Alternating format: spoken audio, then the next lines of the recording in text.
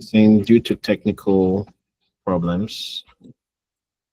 Okay, I guess it's recording now. This call is being recorded. Okay, it's being recorded. So you can go ahead. Thank you.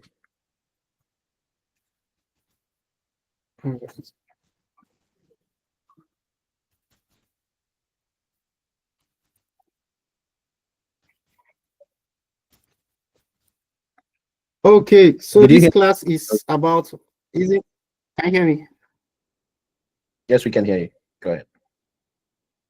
Okay, so I want to welcome everyone once again. So glad to have you here tonight for this free masterclass on graphic design. Like I said earlier, my name is Uja Innocent, and I'm a professional graphic designer and a brand identity designer with over 4 years experience in the design industry. I've worked with several brands across multiple niches, and this is what I do. This is how I express myself, and this is how I make a living to it. So I'll be taking you on a journey on the basics of graphic design. For you to understand these skills, you have to know the basics, that the basic skills on it and how to develop yourself in this industry. So like I said earlier, this class isn't about overwhelming you with jargons. It's about helping you unlock your creative flair that's already inside you. So we move. So why graphic design? We know design is how the world communicates visually. It's a secret sauce behind every attention-grabbing post, sleek app, and brand. For example, we have two posters here. This is how a brand represents themselves, how they talk to their audiences. So, sorry. So, like I say, why graphics? Different industries, different companies, different brands want to express how they feel. They want to communicate to their target audience. They want to talk to them. They want to market to them about their product and services. And just by word of mouth is not enough. They can't meet all their customers at the same time. There has to be a way for them to present themselves. That's why we have graphic design. Different industry use design as a means of communicating to their audience. So what we'll be covering in this class, we'll be covering what is graphic design, the elements of design. We'll be covering the design principles, color theories, layout and composition. Then we'll be creating your first design. These are but the basic things you need to know to get started in the field of graphic design. Are you with me? If you are with me, type 1 in the chat box.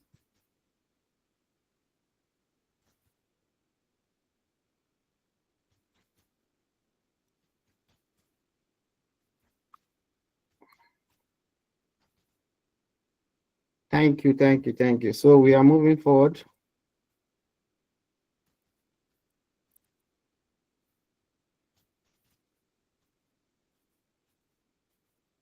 So what is graphic design? As I said earlier, design isn't about making things pretty. It's about solving a problem, telling stories and guiding the eyes. When we say solving a problem, like I said, different industries, different brands wants to sell their products, they want to market their services, and they also want to pass a message. That's why we need graphic design. Like we say, graphics. The picture here on my left, on the left side of my screen is just, it doesn't have text, but it looks more like graphics. What is art? There's difference between art and graphics. Art is just to show an expression of a feeling. Why when we now say graphic design, we are combining both text, images, and some other elements to make it graphics design. So, and we can see graphic design in different places, like in branding, in social media, like a social media page. When you scroll, you see the same different ways in which companies and brands express themselves. They show you through their posters. We see UI UX, like how you use your apps. They are all part of graphic design. Graphic design is a very broad niche, and it comprises of several things, either being it logo design, posters design, packaging, branding, social media. All requires graphics, all requires design. They are all designs. So we'll be moving forward. Elements of designs. what are the elements of designs? What are those things that makes a good design? What are those things that we use to communicate? What are those things that we use to pass our messages? So we have lines, we have color, we have shape, we have texture, and we have space, we have form. I'll be going through each one of these so that you get to understand why this is a very essential in your design journey, why you use it. Number one is line. We use line to structure or draw attention to a particular element on your design. We use it to draw attention to a particular message on your design, what you want to pass across. And we have different types of line. I'll be showing you the difference of the type of line that we use to communicate on our design. These are the simple lines example. We have a thin line, we have a thick line, we have a very thick line, we have double line, we have stroke line, we have dash, we have dotted line. There are several types, and all these are used to pass a message, they are used to how we express ourselves in our design. We are used to draw attention, we use it to draw attention to a particular message on our design or a particular element. I'll be showing you the example of how this is used. So like now on this example, we have an infographic here, and you can see the different ways in which lines are represented. On these infographics here, we see the different lines here. We have thick lines, some that are, and all of them are of different contrasts because of how the message wants to be passed. And this is how line is being expressed here on this first example.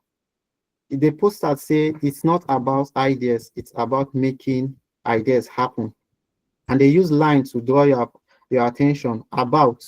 They use line here to draw your attention to making, and they use line to draw your attention to ideas, just because they want to pass a message across. Line is used to pass a message across. And here also on this second example, we use line as a border. You can see on this now, we use two different type of lines. In fact, three. We have a single line here, and we have a thick line that is used as a border, and we have a very thin line also used as a border here, just to beautify the text, and also to beautify the Excuse me, poster. sir. Line is used. Okay. Can you hear me? Did someone say anything? Sorry, please, which Excuse line? me, sir, your I think screen is not moving. You're not seeing line? Your screen is No. not moving, sir. It's still in element of design. Oh, I'm so sorry. Let me share my screen.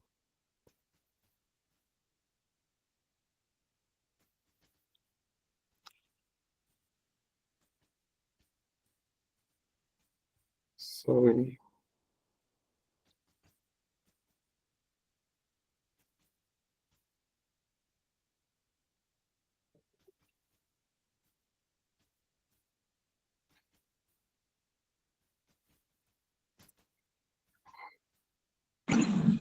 So where,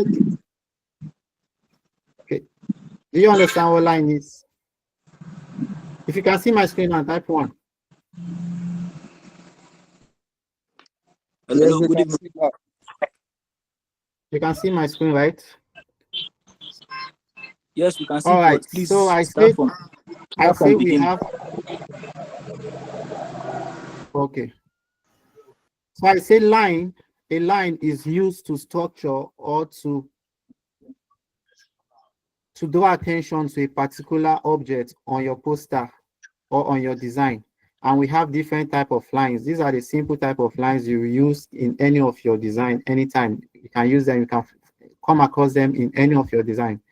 So we have a single line, we have a thick line, we have a very thick line, we have double line, we have line with stroke, we have lines that are slants, we have dotted lines, we have lines that are in dash form.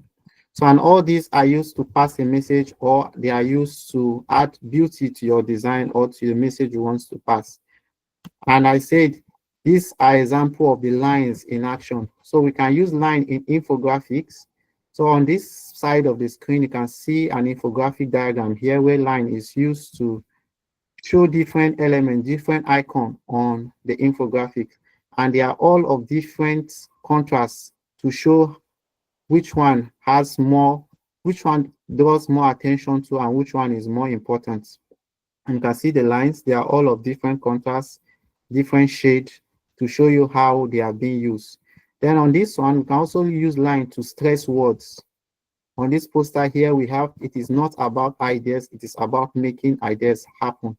So a line here is used to stress the word about. A line is used to stress the word idea. A line is used to stress the word making. A line is used to stress the word ideas again. Also, we can use lines as borders. As you can see on this poster, lines are used as borders, a thick line, a thin line, and also a thin line here. So we can use line in structure. In structure, like in some of the books you see the way they arrange their chapters, they can use line to structure the way text should appear, the way numbers should appear, so that to guide the reader's eye on what message comes first and what message is more important. You can see on this poster here how line is being used. Also on this poster here, line is used in structure too. Structure, you can use line to draw attention to a particular quote in a book or about what someone says. Then also on a newspaper, like most newspaper, you see how they use line to structure or to divide different messages or different articles on the newspapers. Also, you can use line for decoration. You want to give a particular feeling on your poster or on your design, you can use line also to do that. Are you with me?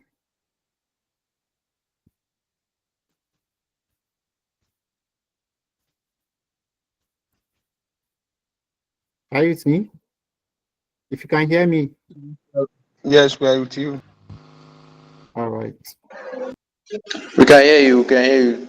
All right, all Yes, right. yes, you can So, continue. We are hearing you. okay. Can hear you. So we'll be moving to the next element of design, which is shape.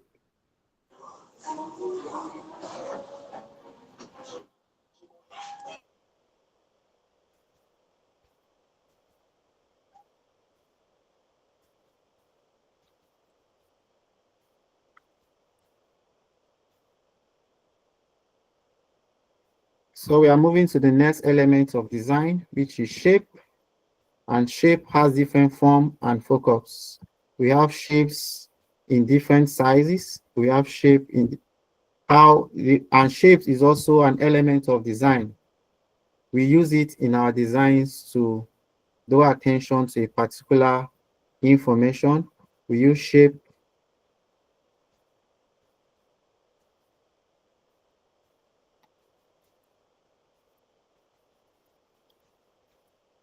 Can you hear me? We are with you, sir. We are with you. All Sir, right, all your right. screen, your screen, You can your screen, continue, sir. sir. Okay. Your screen, sir. Sir, your screen. What happened to it? It's still an element of design. Yes, it's sharing my screen now.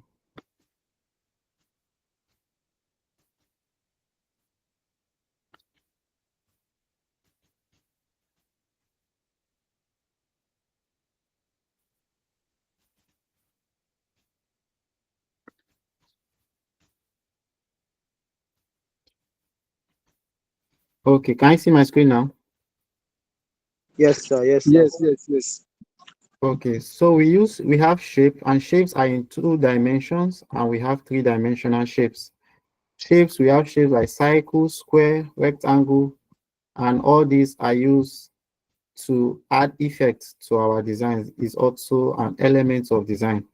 Why is it an element of design? We can use it to add beauty to our design. We can use it to add structure to our designs. And also, we have them in different shapes. We can use shapes as a line. We can use shape in color. We can use shape in negative space.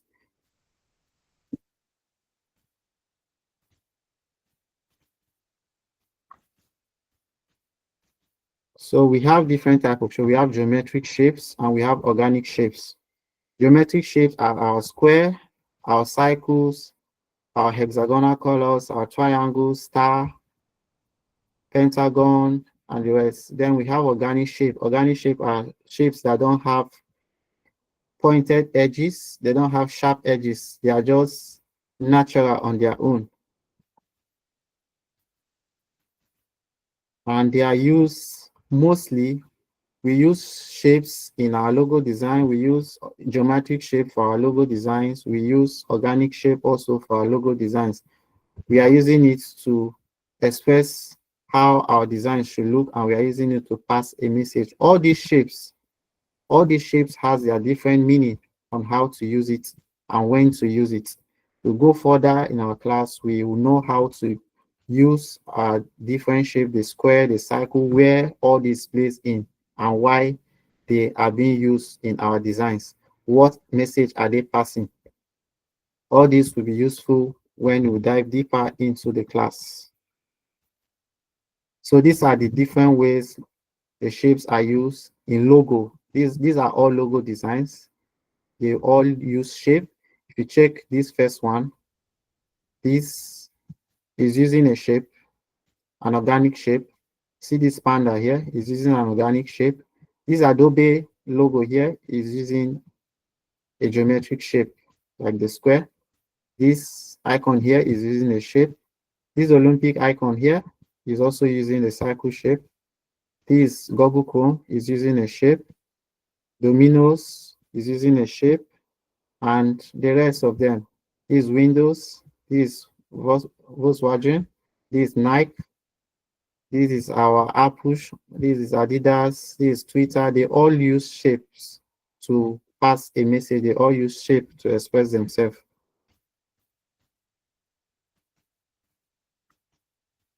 So are you with me? Yes, sir. Yes, sir. All right.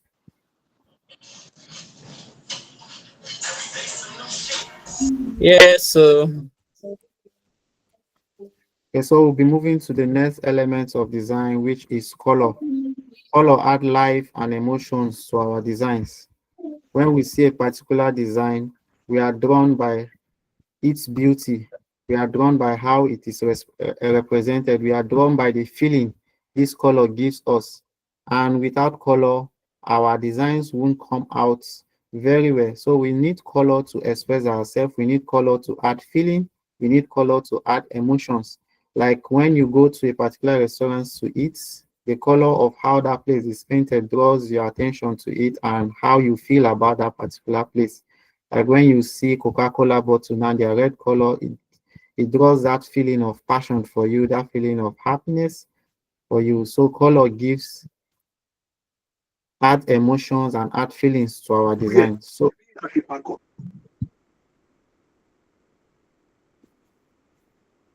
I'll be showing you examples of colors.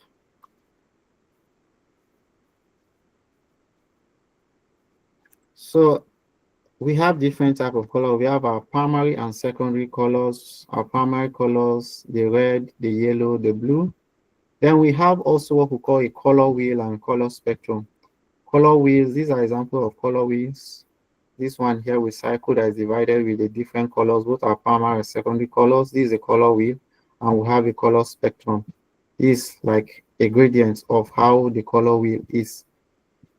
Then we have primary colors, like I said, we have primary colors, we have secondary colors, we Please, I have can't see. tertiary. Can you see my screen? Okay, so Yes, we we can. have so we have yes, we can. I can see your screen. So we have primary colors, we have secondary colors, we have tertiary colors, we have warm and cool colors. Warm and cool colors are divided, is when our color wheel is divided into half. The right side and the left side, we have warm colors and we have cool colors. If you can see my cursor here, this part of my color wheel, these are the cool colors, and this part of my color wheel are the warm colors. Sir, please, I can't see your screen.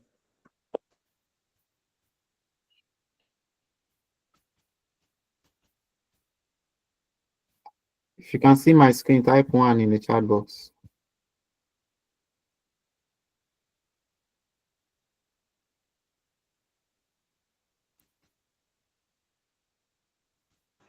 We can see the screen here. I guess it's his network. Let me check his network. All right, let's continue.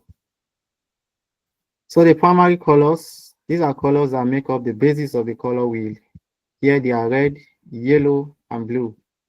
And the secondary colors are colors made up by mixing equal portion of the primary colors. This create green, orange, and purple. Then we have the tertiary colors, are colors that are made up by mixing the primary colors with a neighboring secondary colors. You can see it here. Then we have the warm colors and the cool colors. I say the warm and the cool colors is when our color wheel is divided into two. You can see my cursor, this part of the warm color. Someone is raising his hand.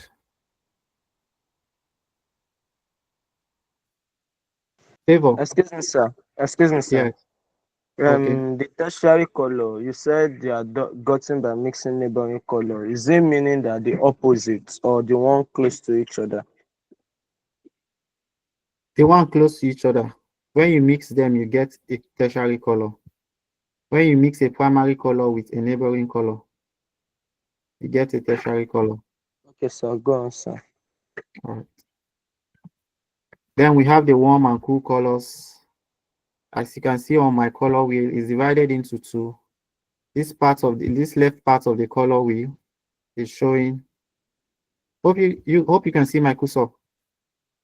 My mouse pointer. Yes, sir. Yes, sir. Okay.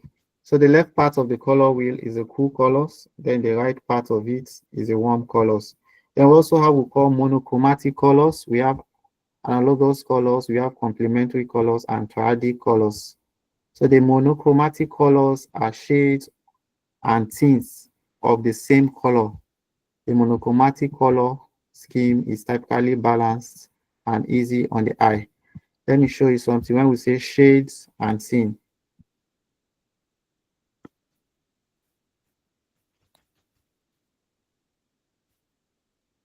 I want to log into my software so that I'll show you.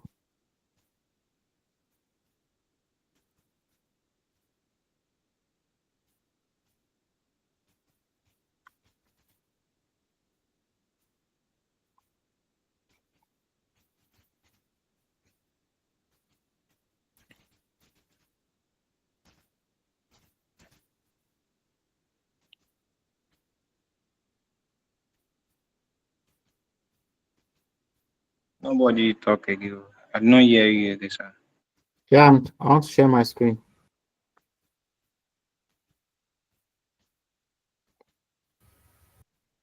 Right, can you see my screen now? Yes, you can see, sir. All right. So, like I said, let me draw. Sir, please, what software is this, sir? This is Photoshop. This is already. Photoshop. This is what I'm saying. All right, this is Photoshop. Your tools does not make you a graphic designer. It's your understanding of the basic principles. There are people that use different. Photoshop is just a tool, does not qualifies you as a graphic designer. It's just a tool you use to express and pass your message. So this is the square shape here. What I about the spoke about. correct draw? What about the correct draw? Corridor is also a tool for graphic design. They are all tools. It depends on what you are comfortable with using. So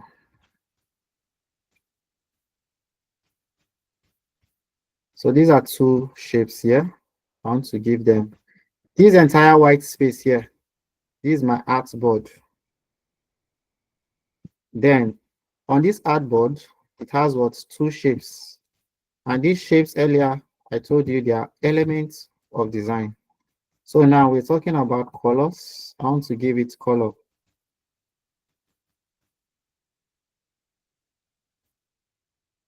And all colors are gotten from The two major colors we have are black and white. All colors are gotten from it, black and white colors.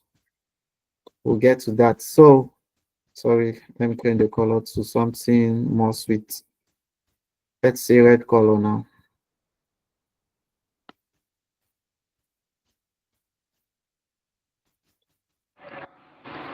Hello, sir. Sorry, please, I can't see your screen. I Can you hear can't see me? my. Yes, I can see your screen. Maybe it is your More than network. I 3 minutes. beg, log out and log in again. Oh, Okay.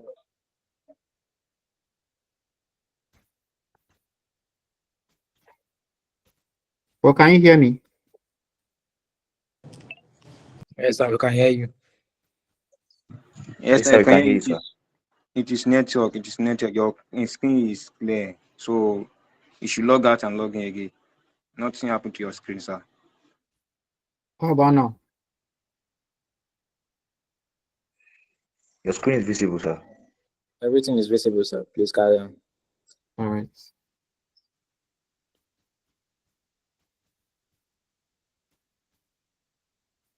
So I want to add color to this.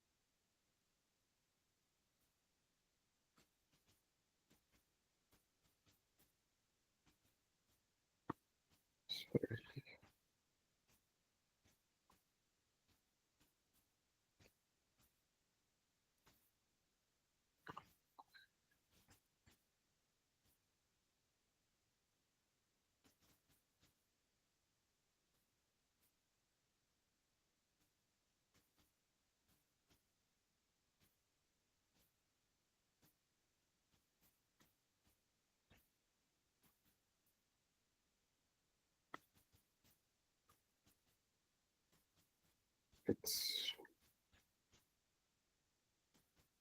yes.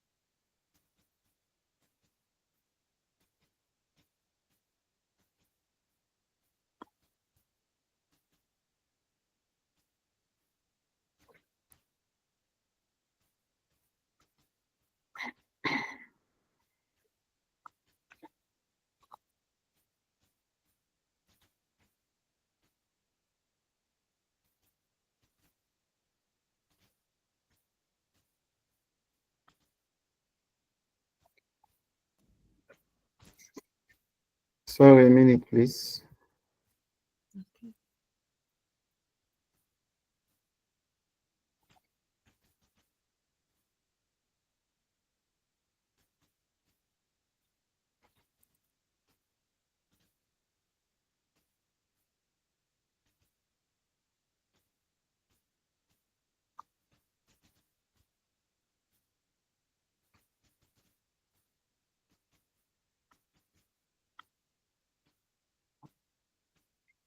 Okay, so we want to add color to our shape.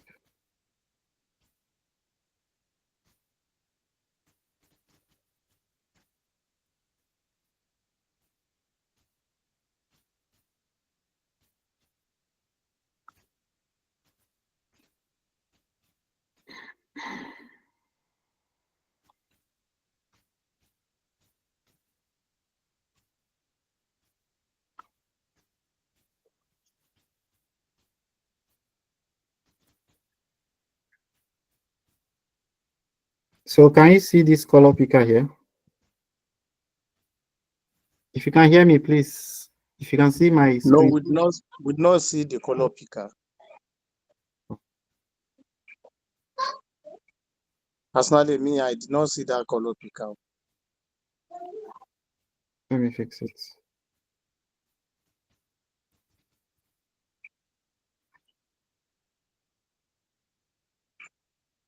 No color picker is found.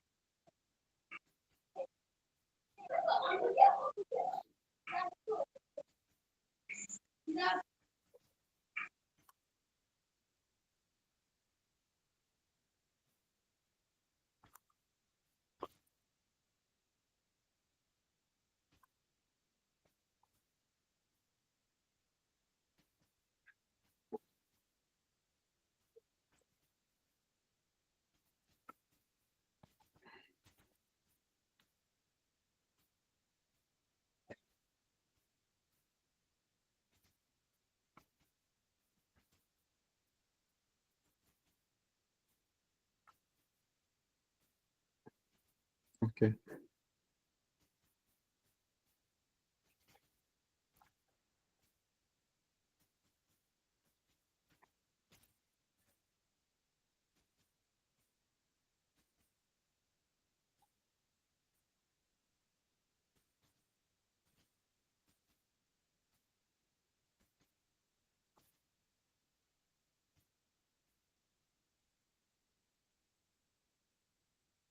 Babatunde, you raise your hand. Can you see my screen now? Hello? Yes, sir. We can see your screen, sir. All right. So we're talking about colors. I can see. All right. We're talking about tints and shades. Oh, this is a blue color. Let me give it a more brighter color. All right. This is a blue color, right? This is a blue color. We're talking about giving it tint. If we want to make it tint and we want to make it a shade.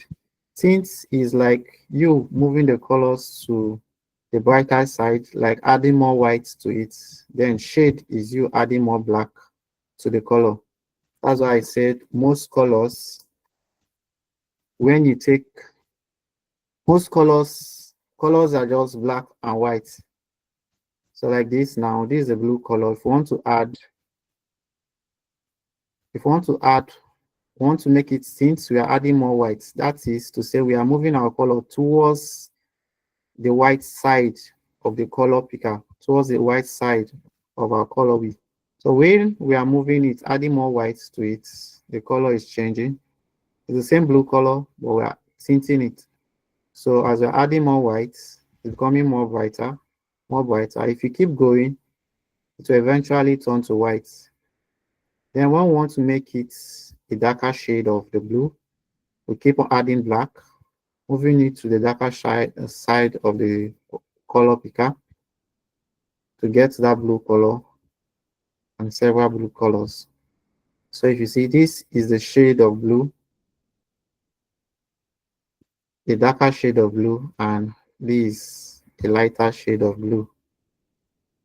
We are moving to the white. We're adding white to it. So that's when we say tint and we say shade. And examples of our colors, we are still in the monochromatic color. The monochromatic colors are shades and tints of the same color, like the way we have the blue now. Adding more white to it, we give it tints. Adding more black to it, we give you a darker shade of the blue. You can do that with any color, be it yellow, be it red, be it white, be it blue, be it red, be it brown, any color. You can add tint and shade to it if you just want to get a monochromatic color scheme. Do you understand? Yes, sir. We understand, sir. All right. Yes, sir. Right. So this, we want to get the tint of it and duplicate. Add more whites. Get a lighter shade.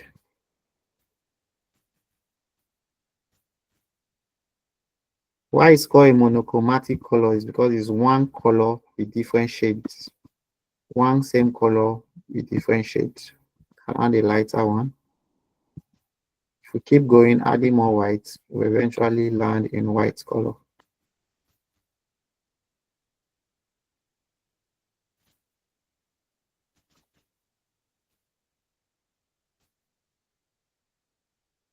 So this here, this color scheme here is monochromatic, and you can do it for any other color.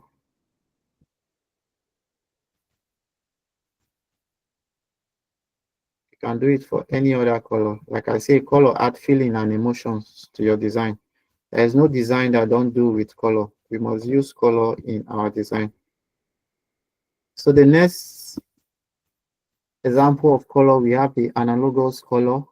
Analogous color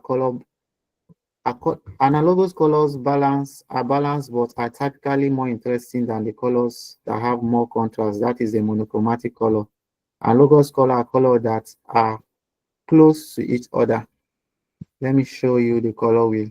So you see the analogous color.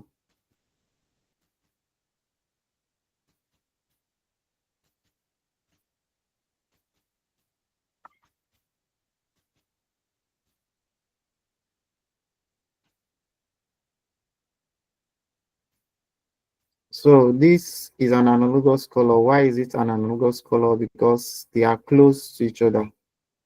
They are not far apart, like the way we have complementary and triadic. They are close to each other on the color wheel. That's why we call them analogous. Like you see this shade of yellow, this is a lighter shade, this is another shade, then we have the one that is close to it. So when we move, there are two colors that are close to the main color you're choosing on your color wheel. So when we move, complementary colors are colors that have high contrast with which produce vibrant, exciting color scheme. There are colors that are what opposite to each other on the color wheel. Those are what we call complementary colors, colors that complement each other.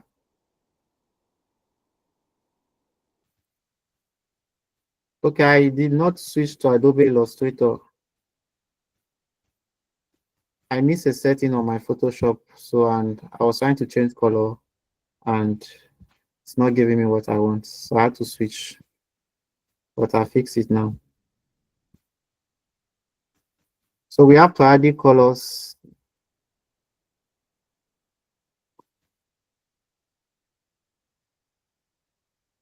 So these are triadic colors on the color wheels. Sorry. I see my screen. Babatunde, you raise your hand.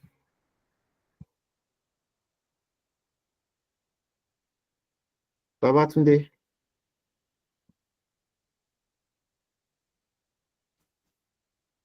All right, continue.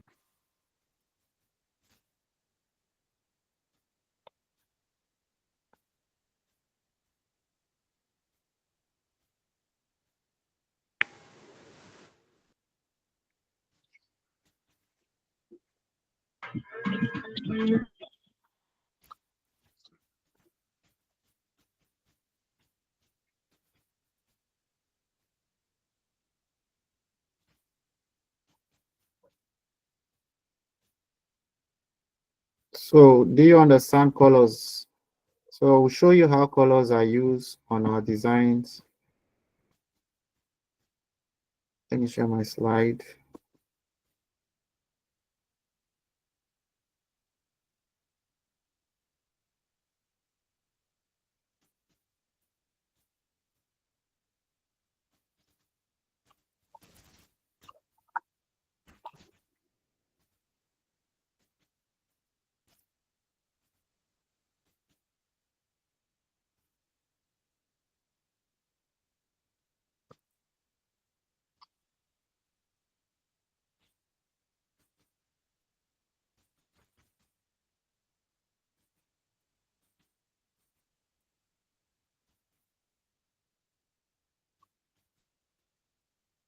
So like we gave example of posters here these are social media designs. The way colors, these are colors that different brands have their own colors, and all colors have different meaning on what they represent.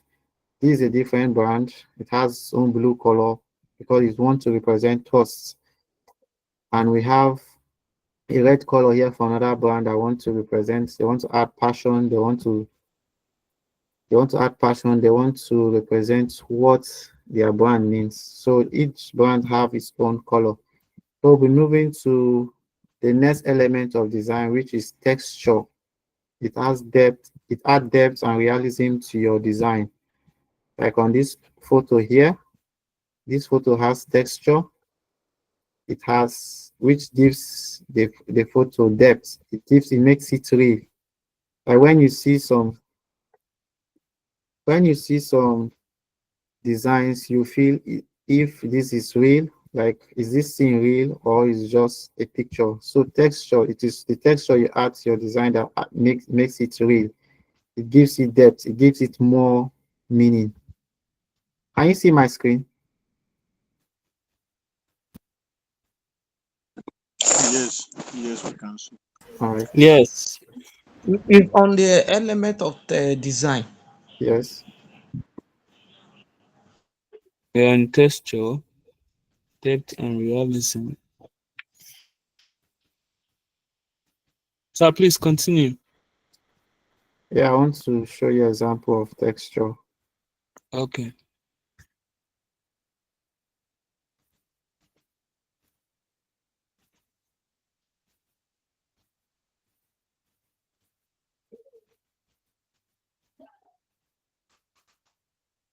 So these are different ways shapes are used. So we have texture, we have image texture, we have pattern texture.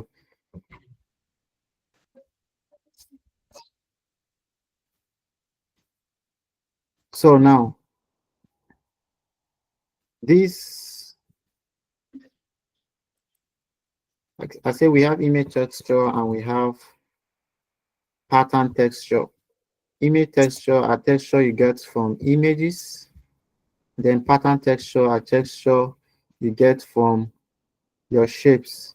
If you add two or more shapes to create a pattern on your design, and you can use it to add depth or realism to your design.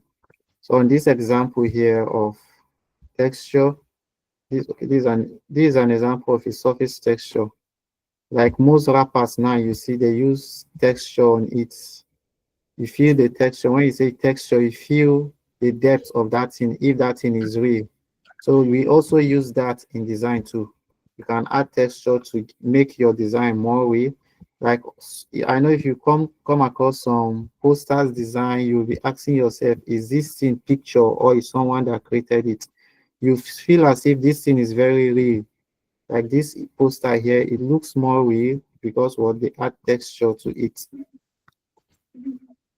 Let me use an illustration here on my Photoshop.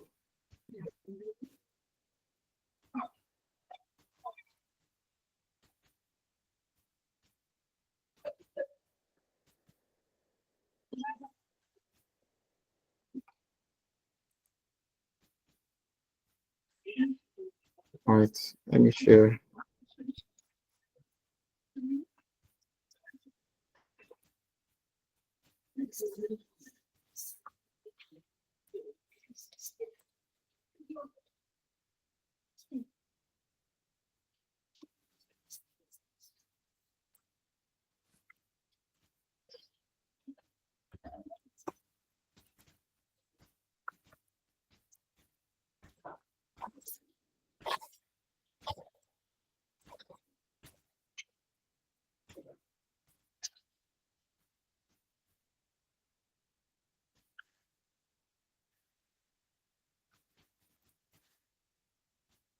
So these are some of my works on my portfolio.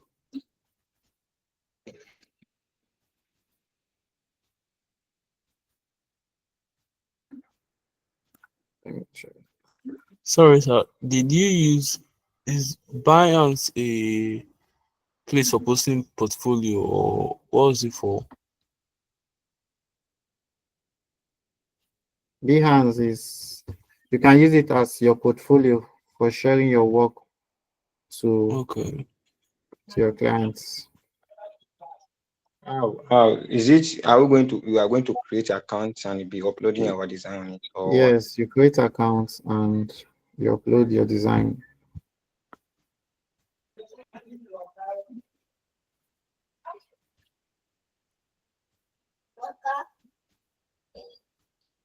Okay. There are different ways you can add texture to your design. Like on this design now, the texture which I added a noise texture to my design to make it to look more real. Like I on have a this question. image. All right. Please, I can hear you you. get us through how to retouch and to retouch the pictures, like to make the picture sharp on the Photoshop? Can we get through on that? How to do that on Photoshop? We are not teaching Photoshop right now. We are teaching the basics of design. So when you no, we get into it. We get into detailed into it when we start the bootcamp fully. You understand? We are not going deep into how to get texture, how to add texture to it now. That's for a different class. Do you understand? Yes, I understand. I understand. Right.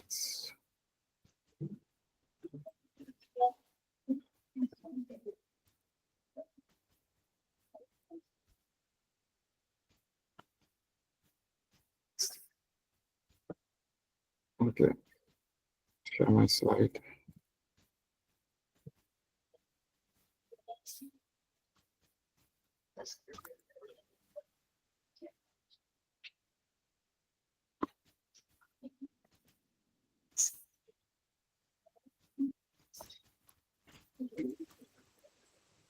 Can you see my screen?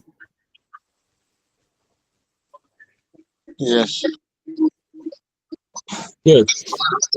Okay. So we have space. Space are the breathing room on your designs. You can't just put a cluster, can't just gather elements on your design and say you have done. You are passing a message, and for that message to be read, for that message to be seen, it has to be well structured. That's where space come in. And we have two types of space. We have the negative space and the positive space. Let me show you an example.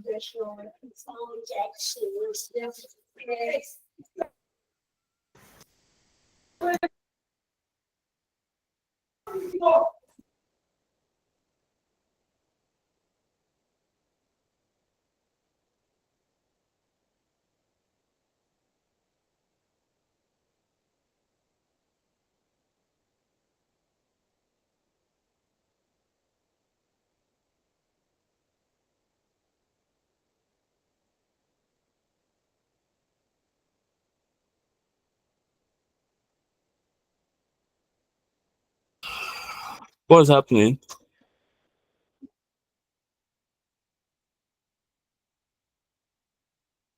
So are you there?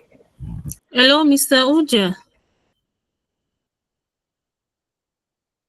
Oh, seems like another person logged him out.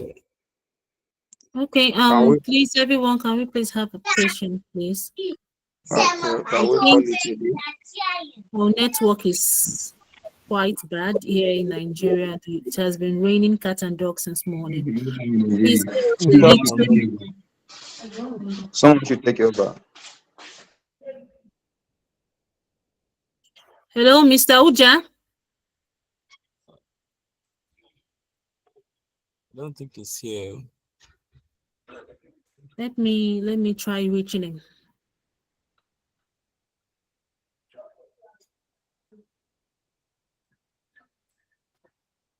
Someone had to take over in the absence of Mr. Uche abeg. Yeah, I think he's the only one taking charge or something. So there's no one else here. If anyone get idea, you can manage someone else. That person should share the screen and share out something. Hi, hello everyone. Please, can you like hold on for like a minute or two? Please, sorry for the disrupting Maybe I interaction. can join. It's Maybe I can join understandable. back. Like you said, it rained cat and dogs today. It was raining cat and dog. So please just have a little patience. He will be back with us. Okay. Please, the network is quite bad right here. In case anyone who is not from Nigeria who is online, our weather today is quite bad. Yes. So please, just a little patient, please. Okay.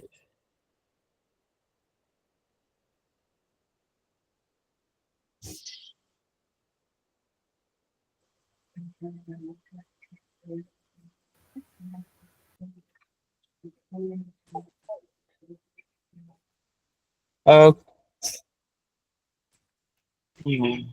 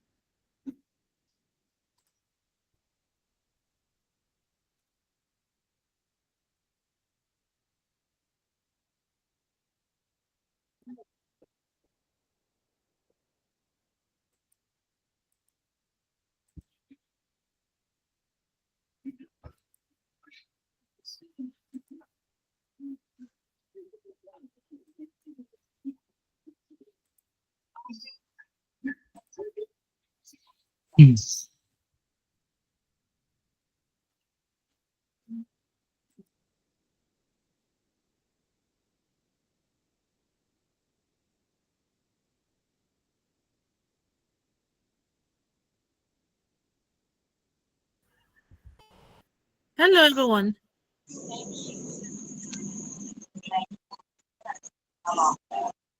Hello, everyone. Please, it's having problems with this internet. So we'll be right with you. Excuse me, ma. I'm right with you. Hello. Ma, with this recorded Yes, sir. record be sent to WhatsApp, I don't Yes, really have. it Hello. will be. Yes. The So, I recording will be Hello, sent sir. to everybody. so ma, can I Yes, sir. go offline?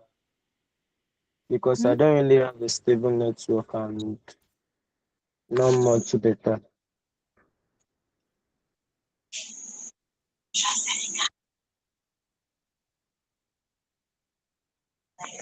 Please give us a few minutes and he'll be back with her.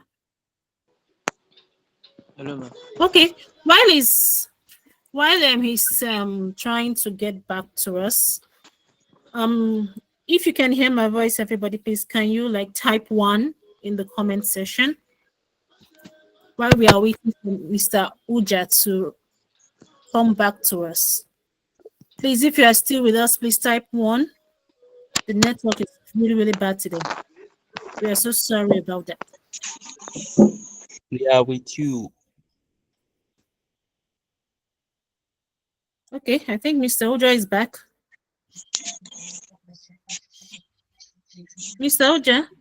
Hello, can you hear me? All right, welcome back. Yes. So sorry for that break in transmission. I understand. So I was talking about space, right? Space, yes. Breathing room. Yes, exactly. So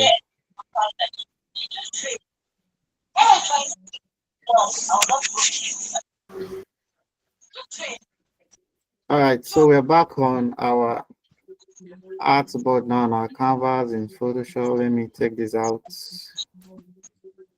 So this entire Sorry, Uzubechuku, please off your mic. Oh. all right, so this entire white board here is a space, and this is an empty space. Okay, so I told you we have negative and positive space. Let me give an illustration here. So you know this. So let's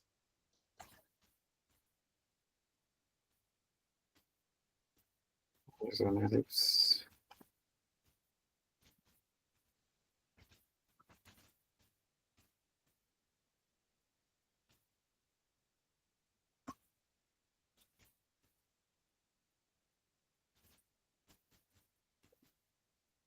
Yeah, so we have this cycle here on this white space. Let's take this space as a land, a plot of land, and we want to occupy this plot of land.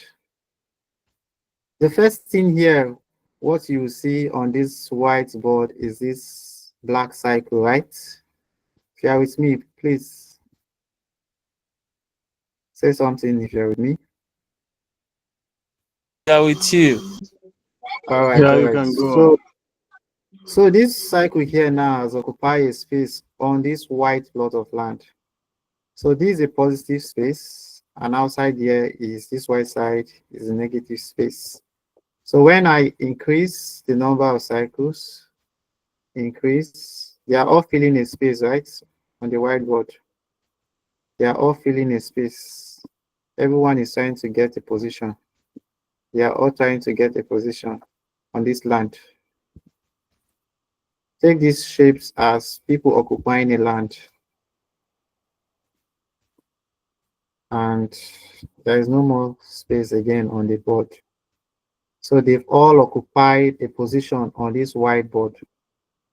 So now these white spaces, if I increase the number of space on it, you won't be able to tell who is here, and the whole space will be jam-packed and nothing will be there again. So these empty spaces we are seeing, these empty spaces that occupies, those are your negative spaces, and this place that is filled up with the cycle are your positive spaces.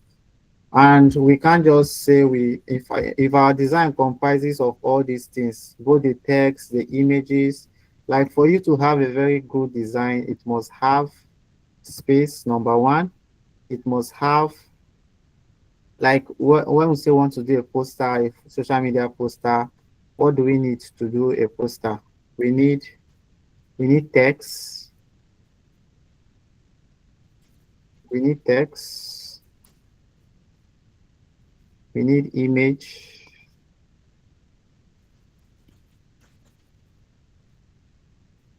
And we need color.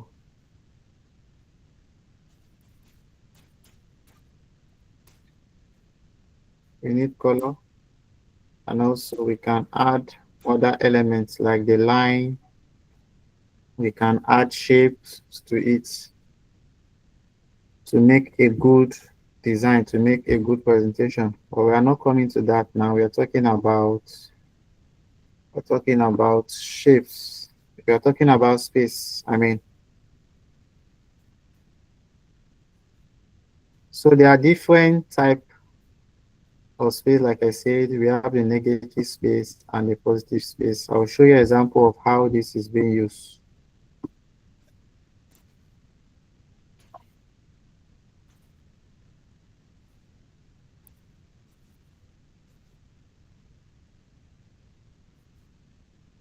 So this is a positive space because this, can you see my screen?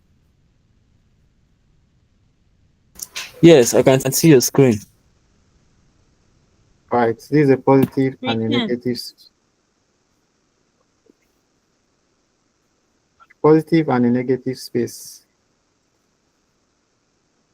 So there is no much to talk about. Space is just the breathing room for your different elements on your design, giving your elements on your canvas a breathing room for them to breathe so that a message can be passed clearly.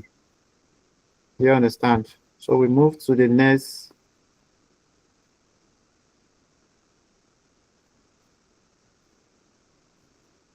We move to the next element on our design, which is form.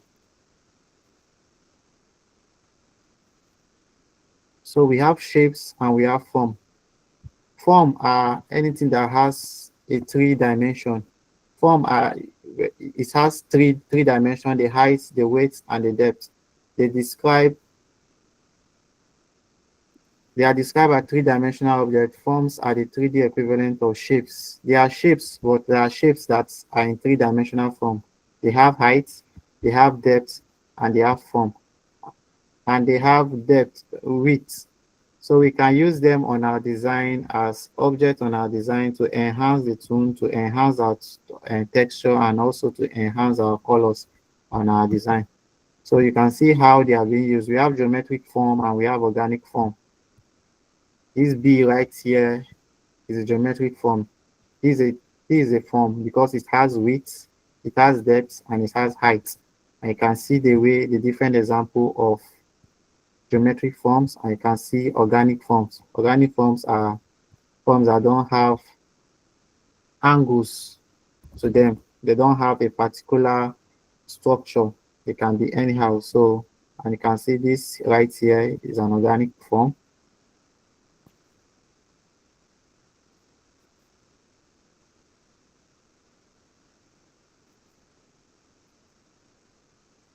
Yeah, so there's nothing much to add to form.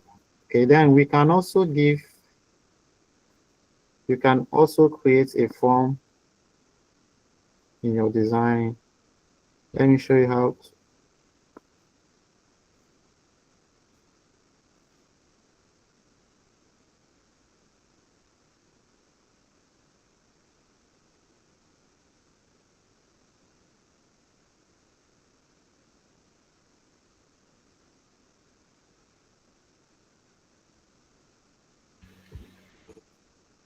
All right, can you hear me? Yes, we can Yes, hear sir. you. All right. So let's say I want to give, let's say, let me show you how to give your designs, maybe a particular image or a shape. You want to give it depth on your design. Let's say, let's use this shape now, this cycle shape.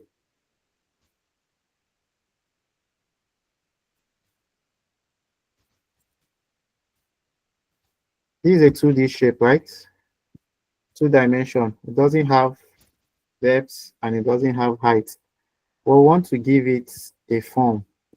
We want to make it real. We want to make it realistic. One way to make it a form is to know the principle of lightning. That is when we talk about gradients. So I want to make this a three-dimensional object now, this cycle. What will I do to it? I can add lightning to it. Let's say,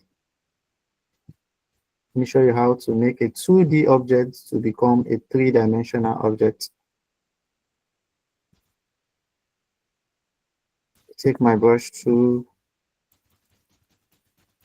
reduce size, reduce opacity, then resize again.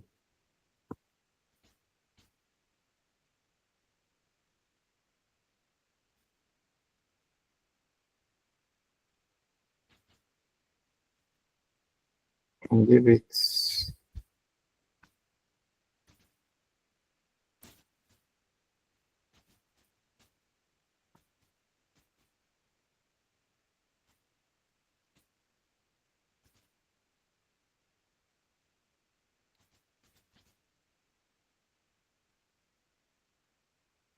let's say our light is coming from this angle.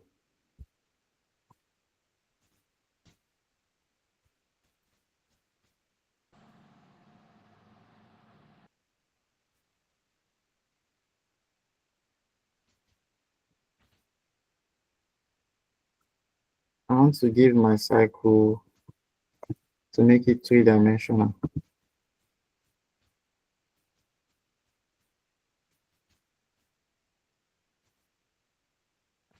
Now what do I do now? I want to add shadow to it so that as light is coming from the right hand side, the shadow will reflect on the left hand side here. So, and also if you're adding shadow to a particular shape or an object or an element, you have to know where your light is coming from. So for this now, to make it a shadow, let's go back to smart objects and make it blur.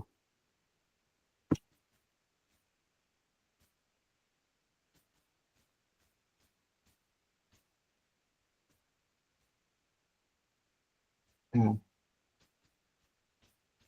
So this look like a three-dimensional object now, right?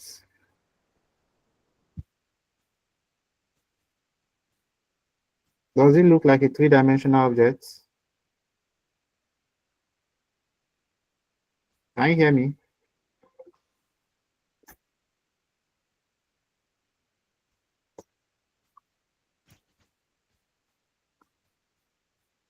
Tosin, you say not really. You can hear you, sir.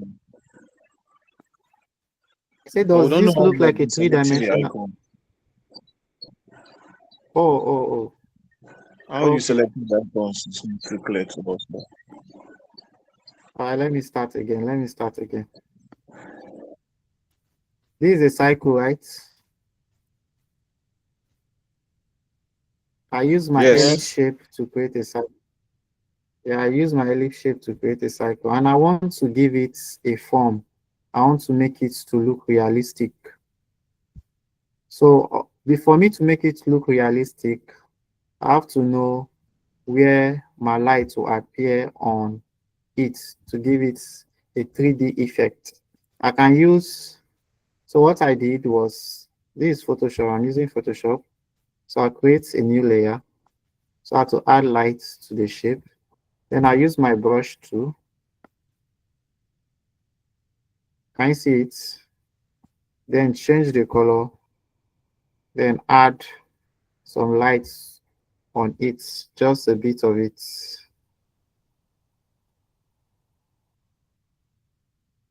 Can you see it? This is the normal 2D shape, a cycle. So now I'm adding a bit of light to it now. You get? How does it look like now?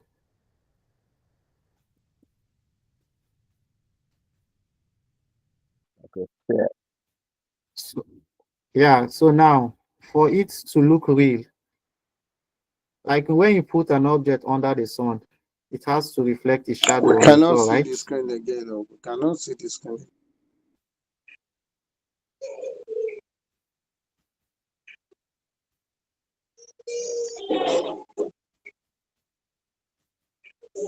Can you see it now? Yes, now. Yes, now it has come back. All right. So I say when you put an object under the sun, it normally reflects its shadow, right? On the ground. Yes, it does. Yes. So now from this 2D shape, which is a cycle, I added a bit of light to it to give it a feeling of depth on it. So the next thing I'm to add is the shadow to show that I use my So now I can use my ellipse tool to create a shadow on it. I'll take, so for Photoshop, it uses layers to structure each element on the canvas, and they are stacked to each other. For it to bring is different from corridor. That's why I told you your tools alone does not make you a graphic designer. It's what you're comfortable with. It's what you're comfortable with using. So now me, I like using Photoshop is my tool. So now I've understood that it stack the layers.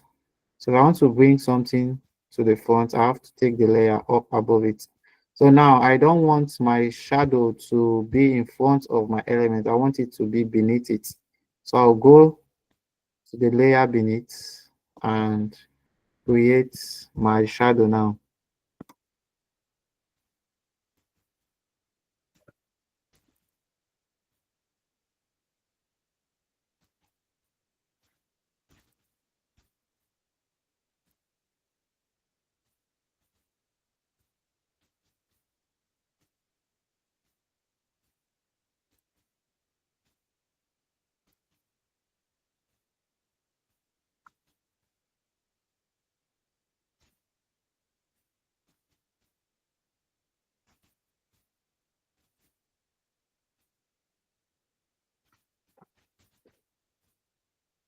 So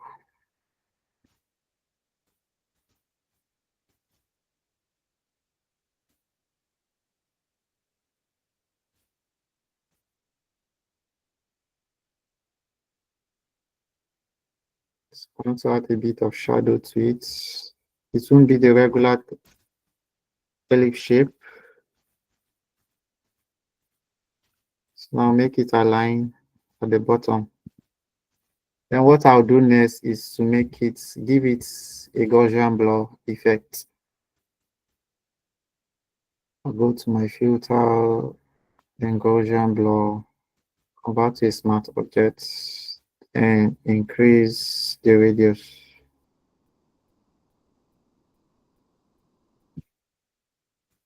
So much.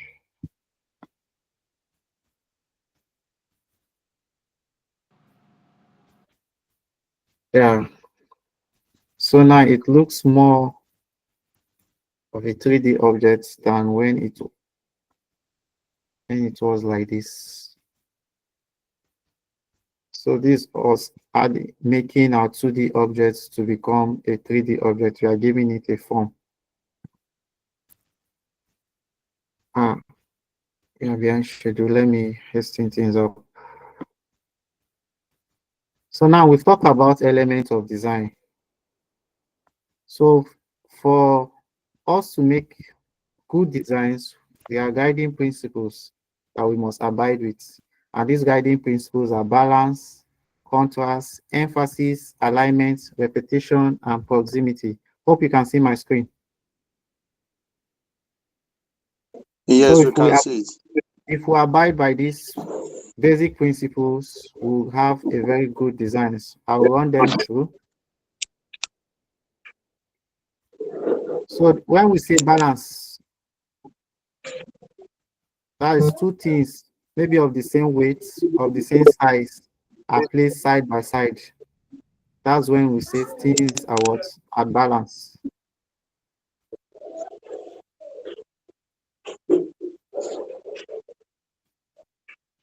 Let me show you an example.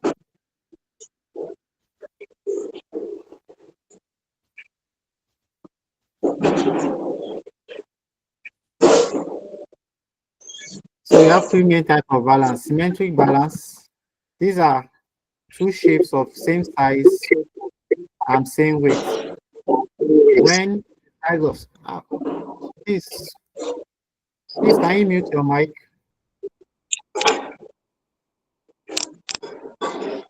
Please mute your mic.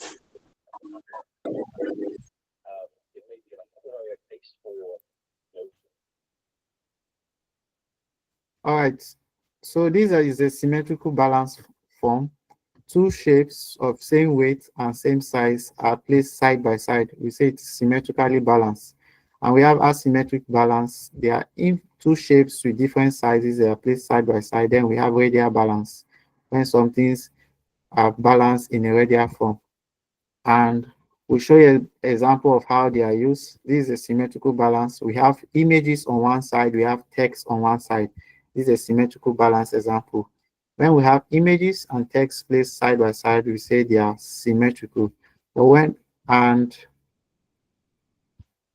they are shapes, we call it a symmetrical balance. It gives form, it gives neatness to your design. Then we have asymmetric balance. We have different shapes and different sizes placed side by side. We call them asymmetric balance. But in your journey of design, you do more of a symmetrical balance design if you want to specialize in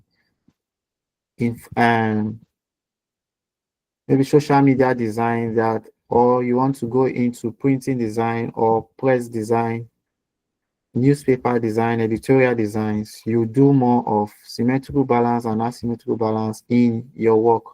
And most at time we just focus on the symmetrical balance because things have to be balanced for it to pass a message. Is unless you want to go outside the box, you can use asymmetrical balance. It depends on what you want to communicate and the message you want to pass. So we have radial balance. You see how they are being used on the design. Next principle we have is contrast.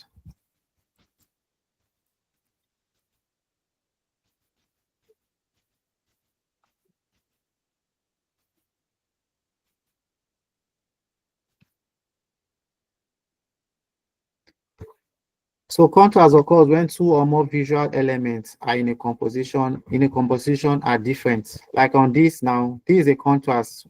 If you earlier we say these are two spaces in a design. Which element of design, which is space? We have negative space and we have the positive space. And also we can use this example as an example of contrast because these are two visual elements that are opposites. They are what? Their composition are different. This gives a contrast. This gives a contrast of a negative space and a positive space. Let's show you how it's being used. We can use contrast either using shapes. We can use contrast using colors. We can use contrast using scale. We can use contrast using layouts. We can use contrast using types, the typography of text. We can use contrast using type and alignment. We can use contrast in shapes and colors. This first example here shows contrast in shapes. This is a cycle shape, and this is a shape with multiple points. It shows contrast. These are two different elements. And we use contrast here to draw attention using colors. This is a very dark shade, and these are tints. These are tint shades of this dark shade. It gives contrast to our design.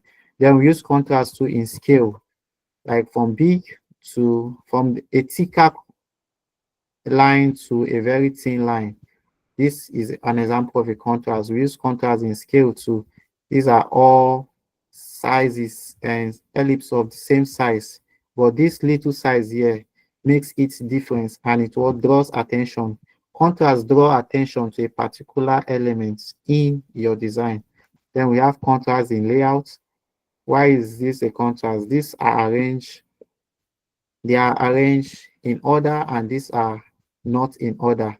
So the contrast is this is in order and these are not in order. Then we can also use contrast in type.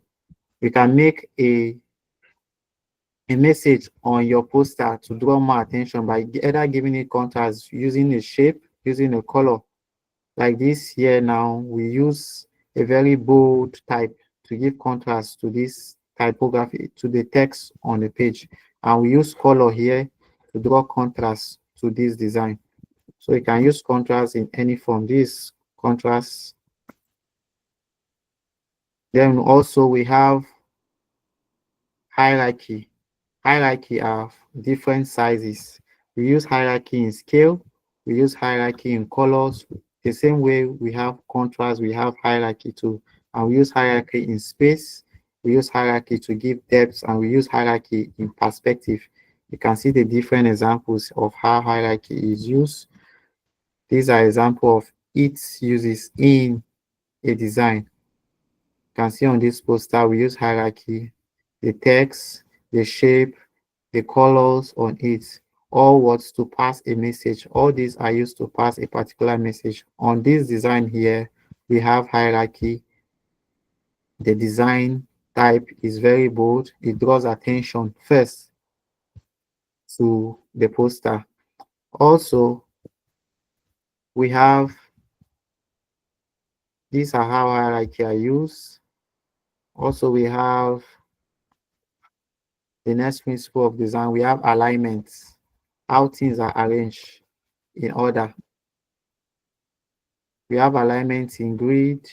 We have alignments in design, how our texts are aligned. We align them to give order, to give form, and to give neatness to our design. If you are using your Microsoft Word, you see your text. Are they aligned to the center? Are they aligned to the left, to the right, or to the top, or to the bottom? All these are used in design. They are all principles of design. For you to have a very good design, you must use these principles to pass the message. So these are all examples on how to use alignment on your design. You can see this is a good alignment, this is a poor alignment because things are not aligned properly. These are mixed alignments, how different elements on your design should appear. This left alignment, this right alignment, this top alignment, this bottom alignment, these alignments to the center, and these alignments are horizontally aligned to the middle. So you can put your elements anywhere you want to use them.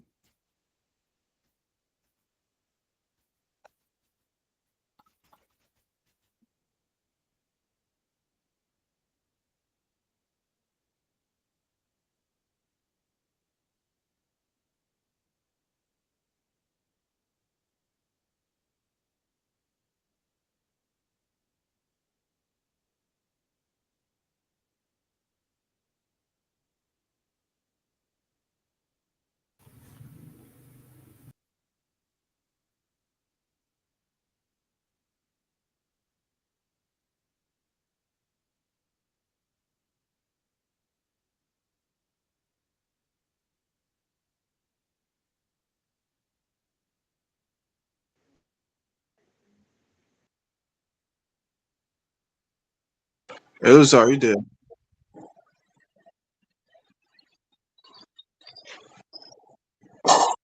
Hello. It's like the network has fluctuated again.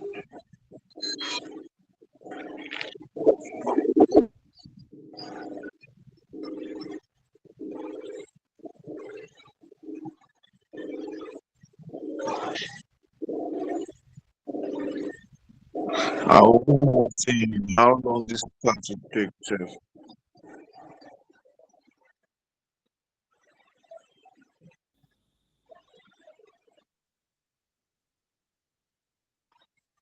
Do we have a moderator?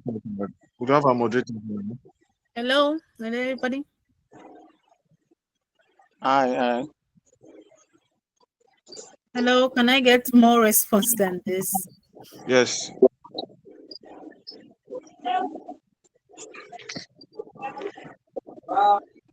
Okay, there was a link that I put on the chat. Did everybody see it? There's an attendance form link. No, we haven't.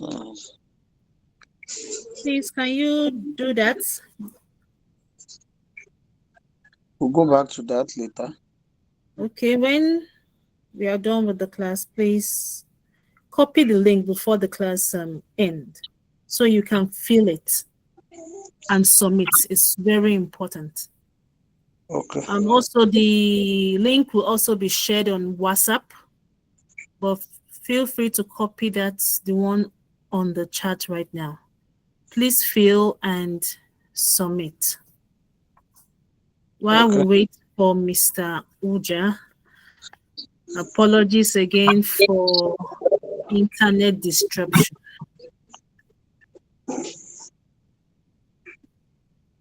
The weather is quite bad. Excuse me, I can't get you. Can everybody hear me, please?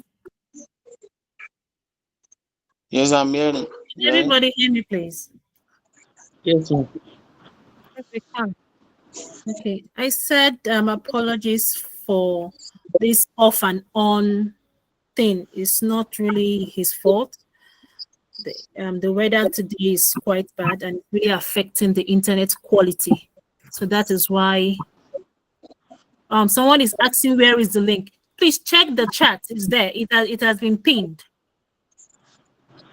It's on the chat. It's on the chat. Have you found it? No, is it the WhatsApp chat?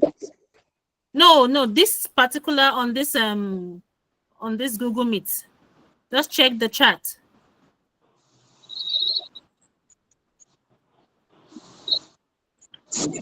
The link has been pinned. Have you seen it? Innocence on the basic order plan with 30 minutes. Is that link?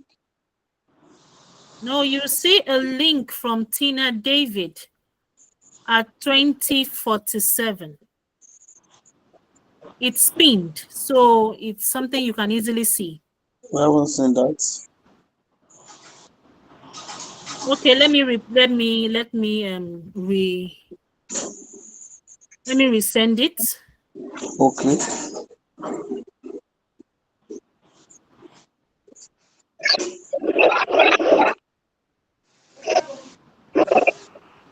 Okay, I've sent it again. Is it visible now? Yes, now I've seen it.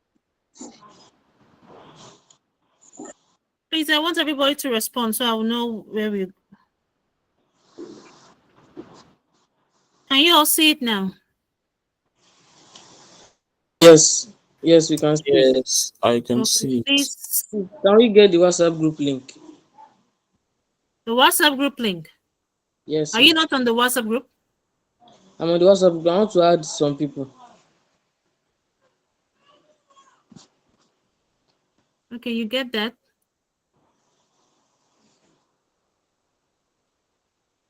Okay, moving ahead.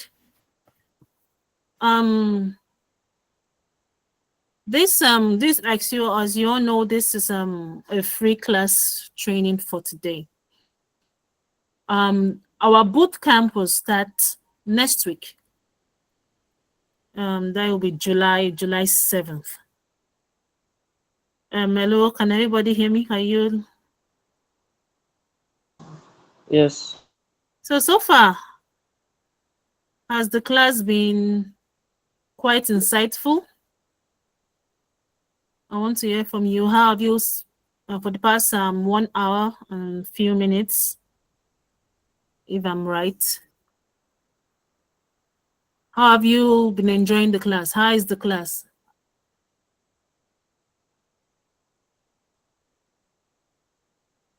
Please, let's open our mics. Let's talk.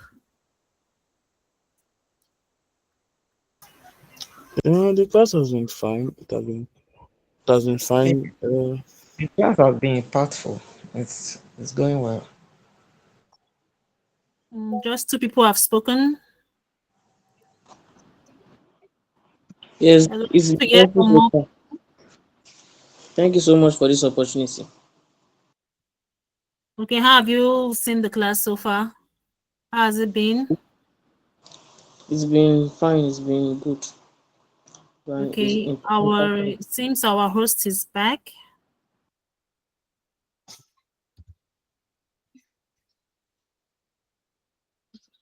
think there's still issues.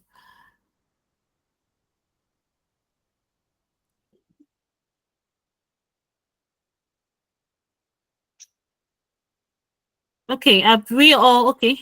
Our coach is back.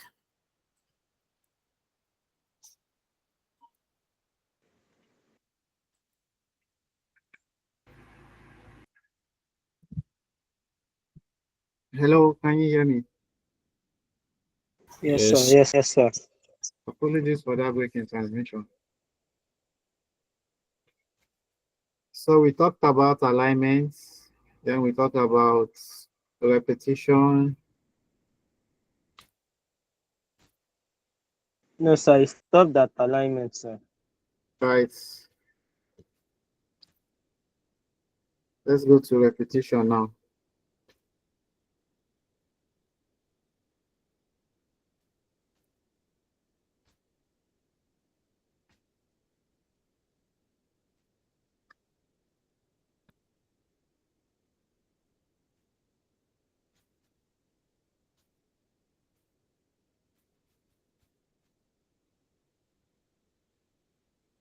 Like the name, repetition. That is repeating things, repeating elements on your design space. Repeating elements on your design.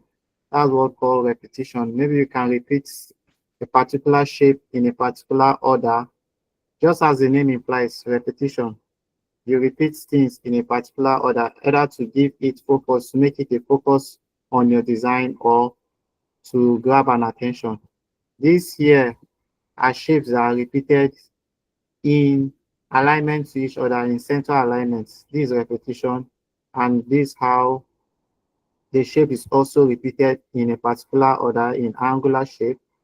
This is what we call repetition. When you repeat elements on your design in a particular shape or order is what we call repetition.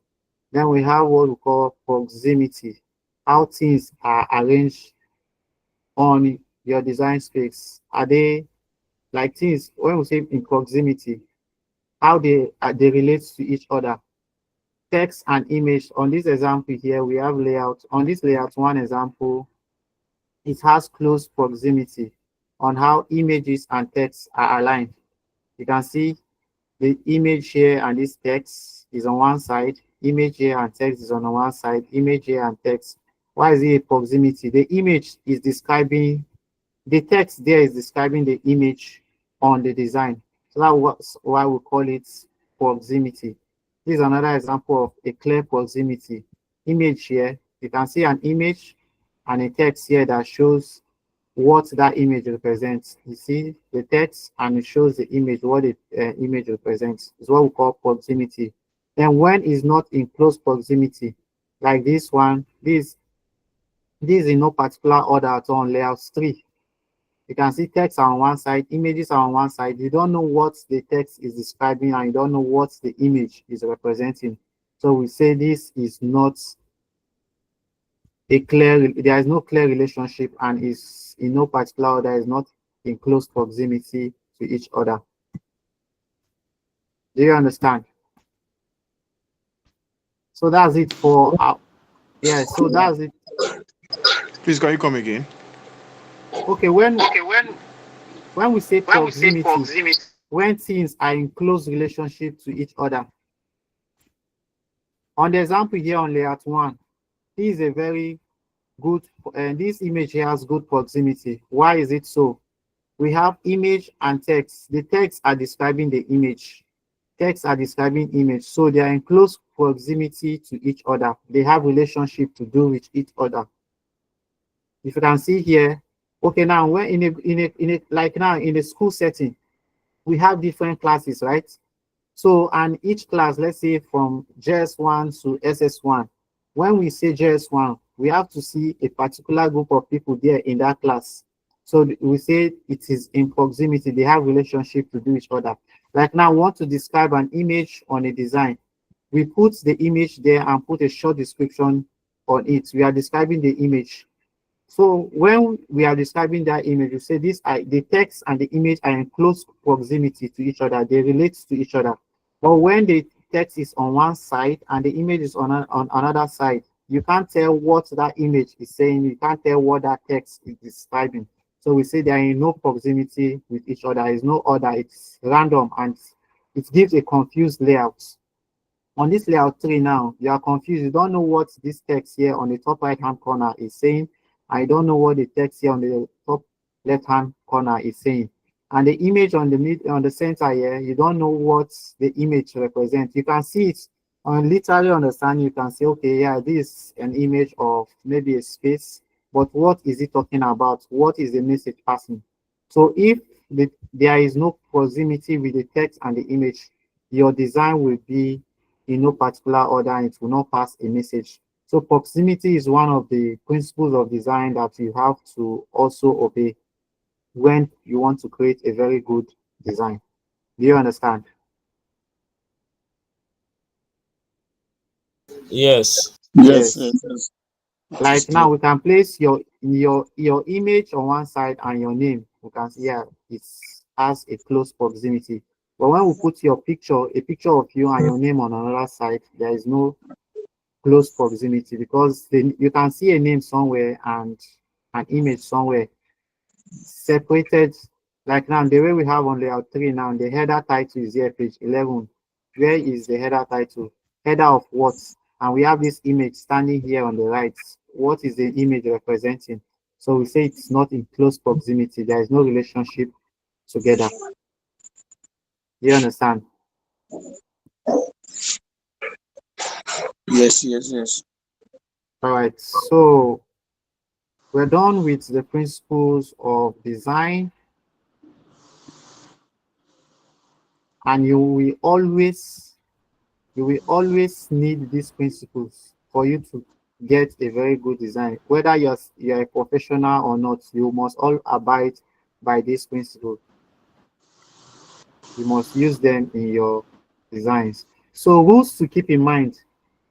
So that's what we call layout and composition. Layout, how your elements are placed side by side on your design, and the composition, how you arrange them. And the rules to keep in mind are your hierarchy, your grid, your rule of third, and your white space. Let's go to my Photoshop now.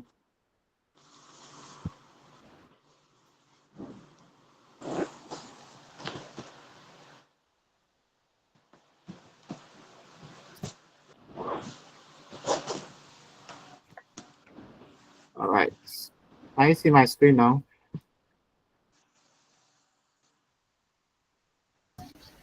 Yes. Yes, boss. All right, let's take this out.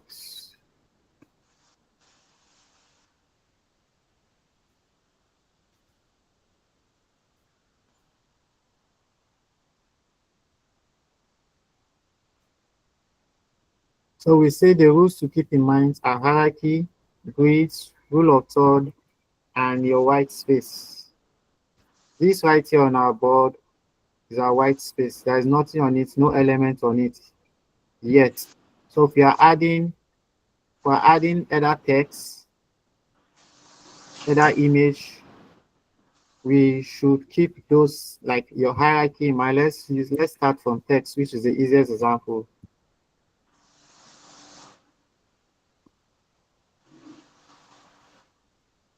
Sorry.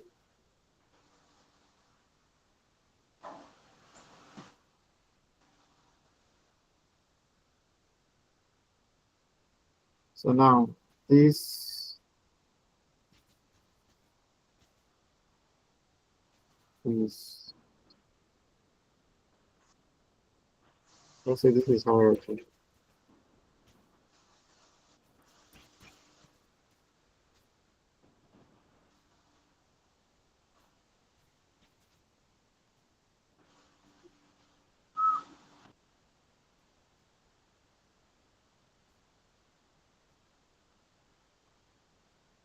I repeat this and reduce the size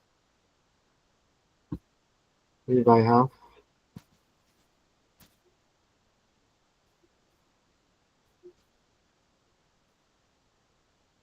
And reduce this again by half.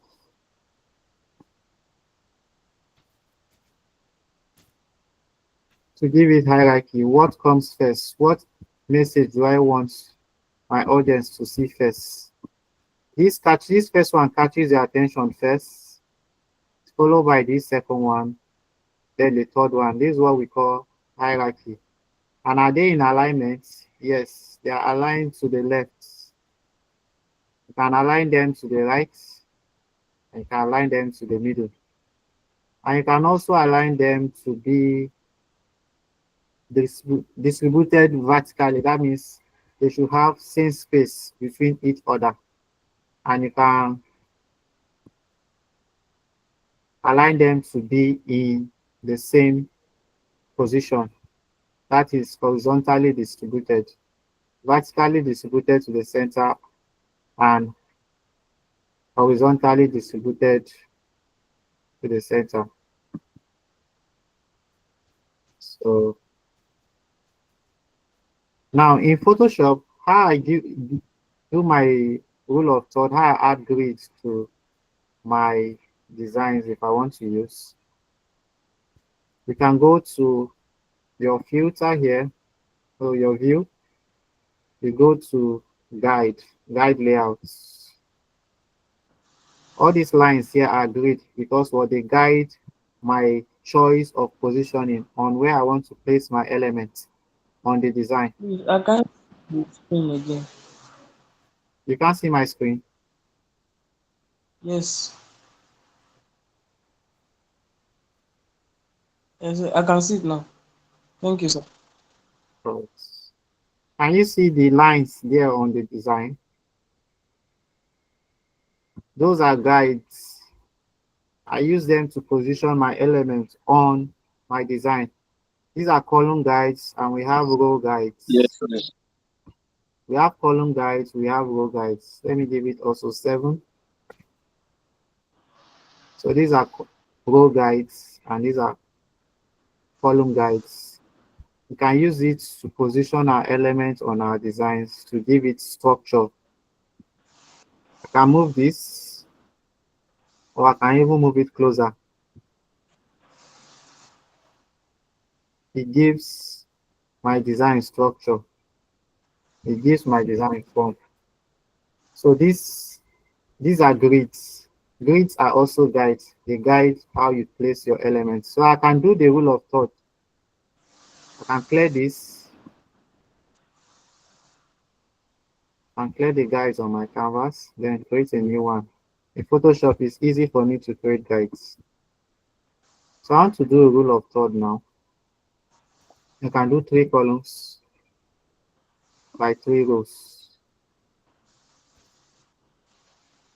I can give a gutter of 22 so that everything will be in order.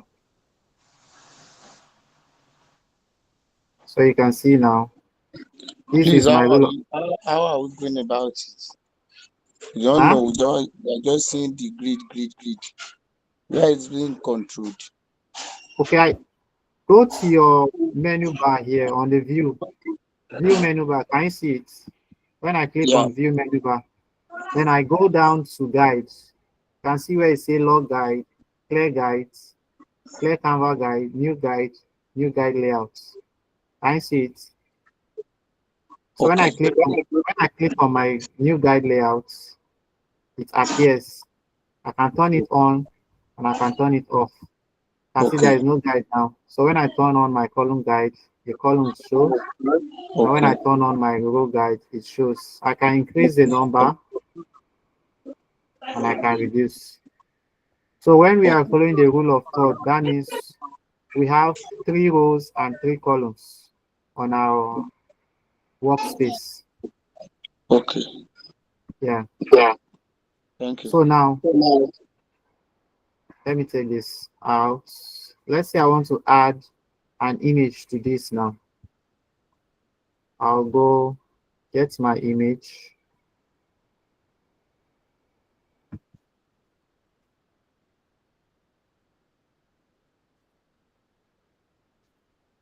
Let me show you how I got the image. I'll go to my file, go to place embedded from Photoshop, how to get your image. So now I can go to my download and get an image and put there. So when you want to follow the rule of third on this now,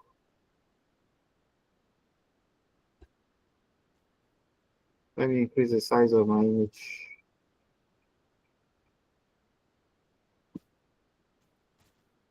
Your image can be the focal point on your design. Focal points, what I mean by focal points is the first thing that draws people attention to your design is what we call a focal point.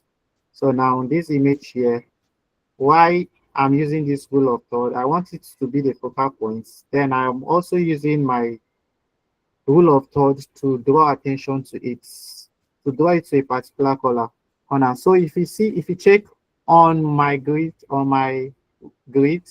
it has 4 points here in the middle. Here, here, here, and here. Let me use my ellipse shape to add those points. Sorry. 50 by 50.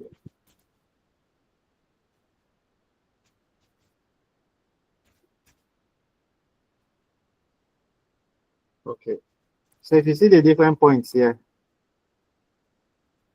let me duplicate. In Photoshop, if you want to duplicate, is Ctrl J. To duplicate my shape, I can add a shape here. I duplicate again, pressing my Ctrl plus J. Duplicate. Ctrl plus J to duplicate. So these 4 points here are the points on my rule of third. So now I want to make this the focal points. It's either I place the image, increase the size to be in this point, or in this point, or this point. But since I want to make my image the focal point, I have to increase the size to this point here. I can still increase it, but it should be where, if you see where my mouse pointer is, it should be here. Let me increase it again.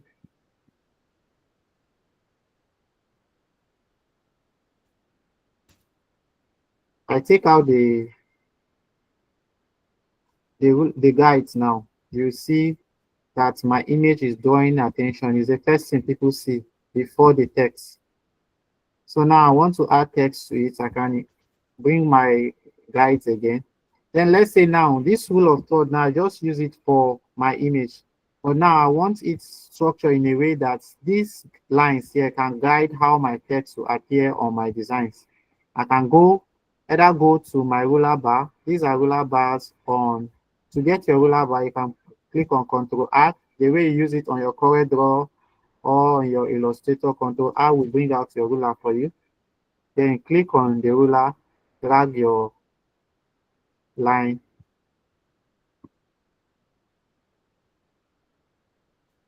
My Photoshop is malfunctioning. I can just go to my menu bar, view menu bar, and new guide layouts. New guide layouts. Then I can increase the column. No, leave the column. I can add margin to my design.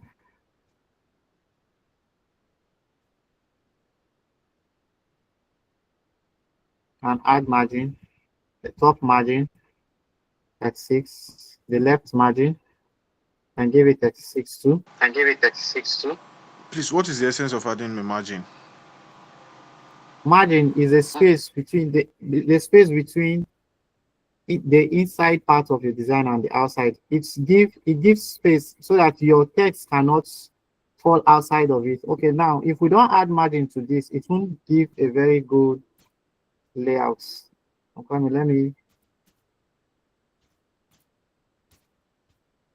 now let me add my text to it. Forget about the structure of the text now. I want to give an illustration on. So now if I put my text on this side,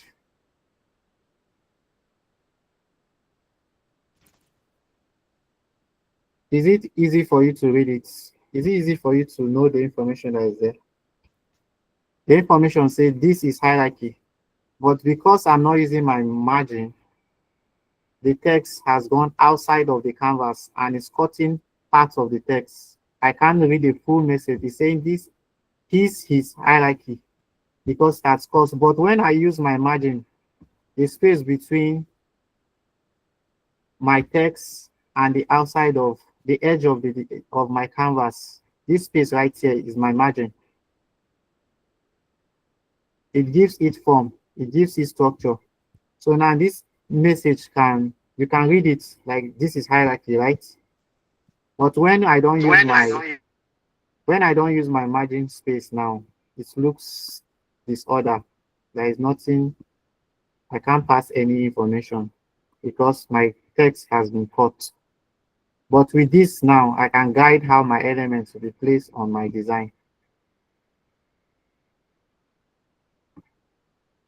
I can guide it. I can guide it. So if I take out this guide now, you see that there is alignment in the text. You can read it.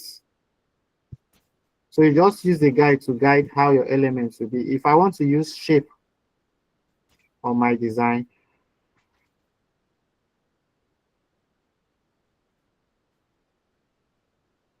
let me give an ellipse shape.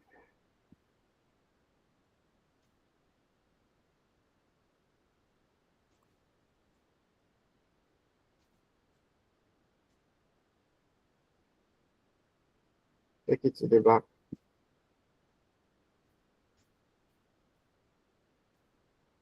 How did you do that? How did you take it to the back? I said in Photoshop, can you hear me? In Photoshop, it use what we call stacking. The layers stack on each other. When I say stacking, putting elements on top of another element.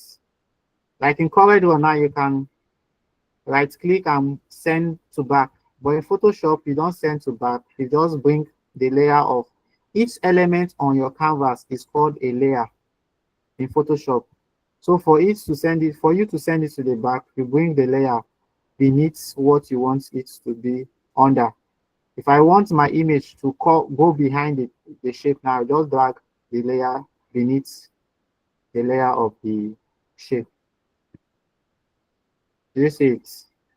So in Photoshop, the layers are stacked on each other. Do you get it? Yes. All right. So I can bring my shape down.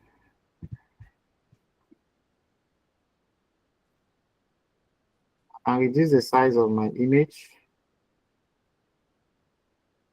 a bit. Want to use Ctrl T to bring out the transform shape. You use Ctrl T.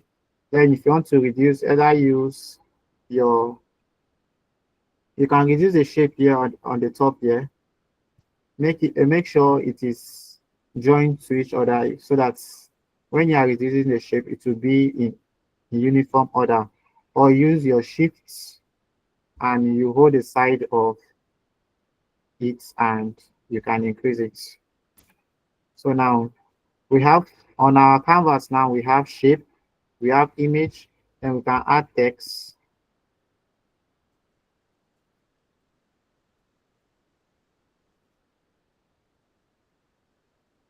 We can do welcome.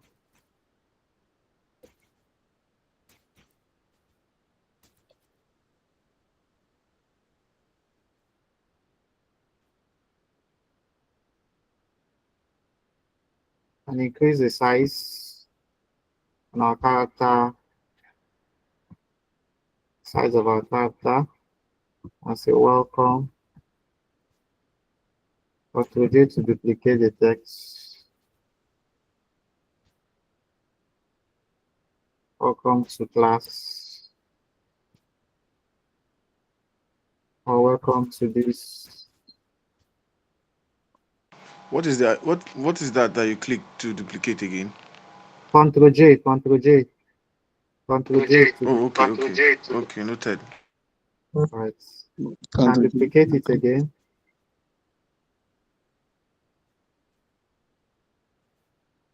Click then class. Yeah. So now this looks on a basic level. On a basic level, you can say this is okay.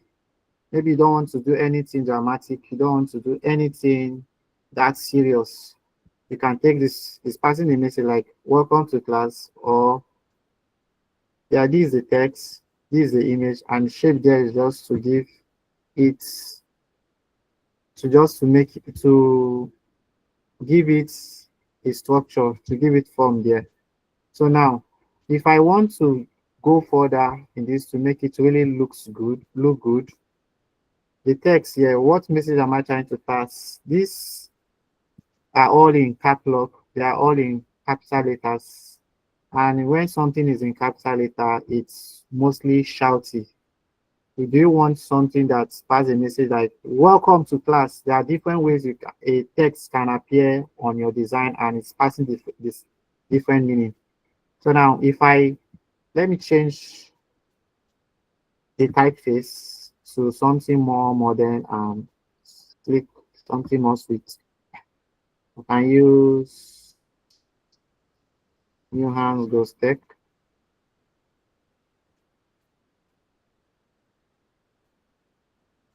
This now it sounds more soft than the previous one. That is more shouty and it looks more classy. So now I can add a bit of weight to it.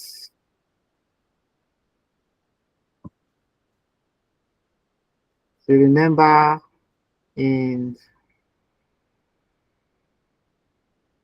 if you remember in our principle of design, we talk about hierarchy. Hierarchy can be in form of your text, it can be in form of your color, the weight of your color, like which message comes first.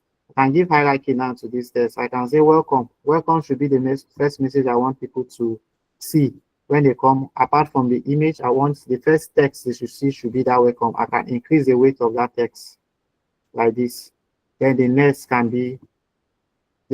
text I want them to read can be reduced either by weight or by size. So you can give hierarchy to your text either by weight, by size, or by color. Note that. So in your designs, you must use principles. You must abide to those principles for you to pass a very good message. So let's go back. Welcome to this class. Sounds very soft and it's not that shouty, it's not that commanding. The way the first text. Sorry, is there a shortcut for going back? Yes, Ctrl Z. Okay. Yes. So now if I want to add, maybe I don't want to use this shape. Just want to add depth at the background. You can use color to add depth. I can still use my shape. Let's place it at the center. Then convert it to a smart object.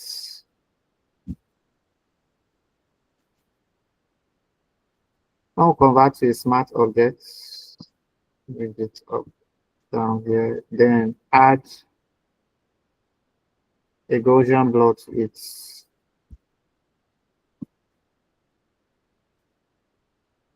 So because the size of the cycle is too much, you see the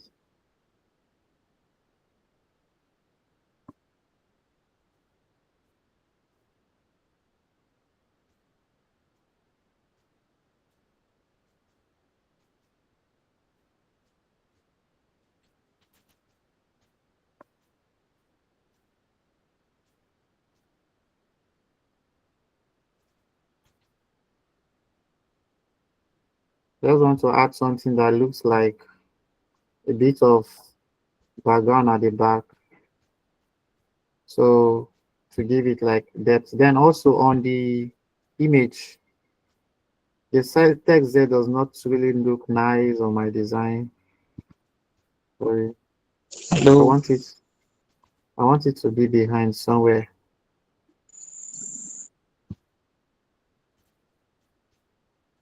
I can add a drop-down shadow to my image. I told you if you want to add shadow to any of your elements on your design, take note on where light is coming on. For this now, light is coming on the left-hand side of the model here. So it's advisable that the shadows should fall on the right-hand side because of where light is coming from. But if light is coming from the right-hand side, the shadow will be on the left-hand side. So your shadow is dependent on where light is falling on the model you are using. So because the light is coming from the left-hand side, I'll place it on the right hand side. And because I don't want it to be too much, I can reduce the opacity of my shadow, and also I can bring it closer or take it a bit far. But if I want my shadow to be more visible, I can increase the opacity. But I have to make it more soft to make it soft, not too sharp, so that it won't look scattered, it won't look out of form. So we can make it more soft by increasing the size of the shadow. As I'm increasing the size of the shadow, it disappears. But when I reduce the size of the shadow, you can see it a bit. You can see the shadow a bit. So you know that light is falling on this image. You know that light is falling on the image.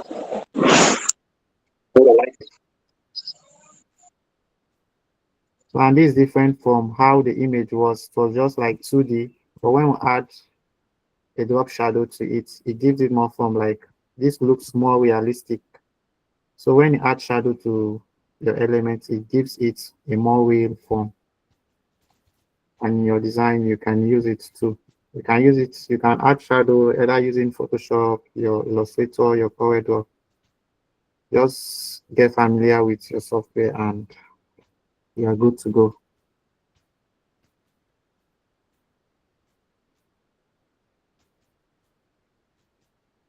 Mohammed, you raise your hand. You have a question. Yes, thank you, sir. The image of the shadow of the image or the shape. I didn't know understand much. The shadow. Sorry, come again. The shadow you are creating, sir. Yes. Are you creating the shadow of that image or Yes. the shadow of Yes. the Is the ellipsis, the circle that you already? Okay. no. I took out the cycle. Did not give me what I want, so I took it out. So I want the shadow of the image, the model here, this man. If I increase the shadow, Okay. if I increase the opacity, if I increase the opacity for you to look at it very well. Let me Okay. take out the Did you noise. duplicate the image or I didn't? No, I did not duplicate the image. I did not duplicate the image. I will go to my layer style here in Photoshop. There's what we call layer style. I told you in Photoshop, all elements on your canvas, they are placed on layers. The way you have it in Corel that you can just right click and bring to front. In Photoshop, you don't right click and bring to front. You place, I say layers are stacked to each other. So for you to bring something to the Yes. front, you have to bring it on top of that element. Like now, if I Yes.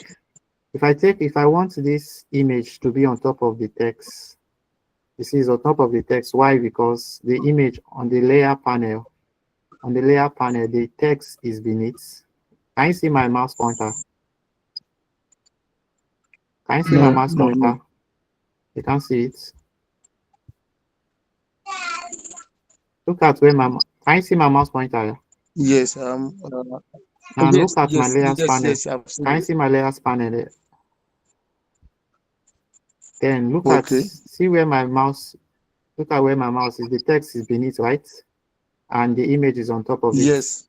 If I bring the image beneath the Yes. text now, it will be on top of it. But in Corel, it's easy Yes. for you to do it. You can just right click and bring to front or send to back. In Photoshop, you don't do that. You just stack it on top of the layer and you can get. So now, and to answer your question, in Photoshop, there's what we call layer style. You can add a layer style. A layer style, this image is a layer. The text is a layer. So I want to add, let Yes. me clear it. Let me do it again. Let me clear a layer. So I say this image is a layer, right? And I want to Yes. add a shadow to it. To add shadow to it, Okay. to give it, to make it more real, to make the image more real, like the man is really there on my design. I'll go to my layer style, Yes. click on it, then select drop shadow. Okay. When you select the drop shadow, it brings out the panel for you. your layers panel. Then you click Okay. on the drop shadow. These are the styles on the drop shadow. Either you give it to drop shadow, outer glow, pattern overlay, gradient overlay, color overlay, satin, inner glow. These are all the styles on your layer style panel. Okay.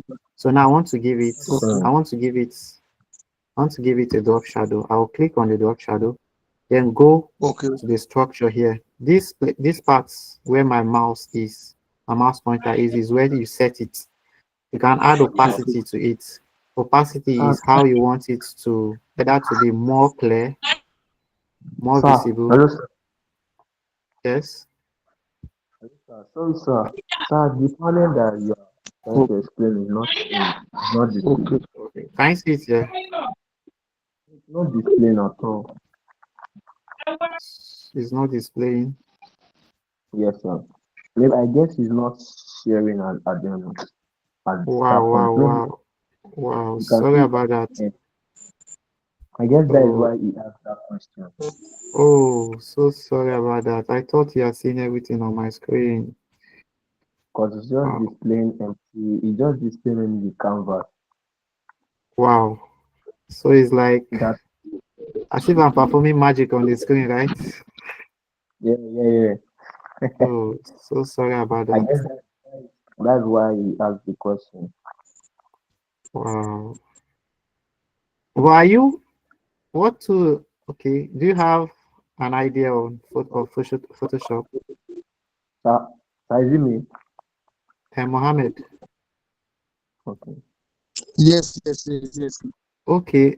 If you're on your photo, I thought I've everything understood was it better. I'm a Photoshop user. okay. I thought Yes. you guys are seeing my screen and everything that is happening there. I don't know that. I'm But if you Photoshop user. I've understood it. okay, you understand, I'm actually seeing your screen very well. but you can't see my style panel where I do the settings. I can see it. I can see it. I guess you should do it again. Because Okay, when you are doing it, come out. Okay, sir. all right, let me do it again. If you can see, let me know.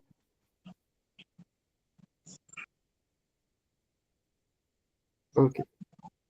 All right. Okay. So let me use my menu. If I go to my menu panel here, no, the layer Sir, that style. is still empty. It's still empty. Is this Nothing showing is the same thing? moving, sir.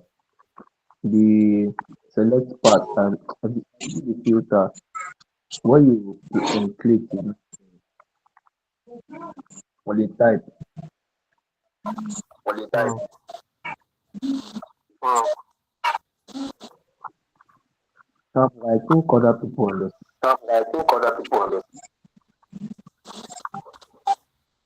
How do we do this? For me, I'm seeing the screen, just that the pointer itself is small. You said, please come again. I said I'm seeing the screen, but Oh your yeah. pointer itself. Mm. Did you get what I said? Yes.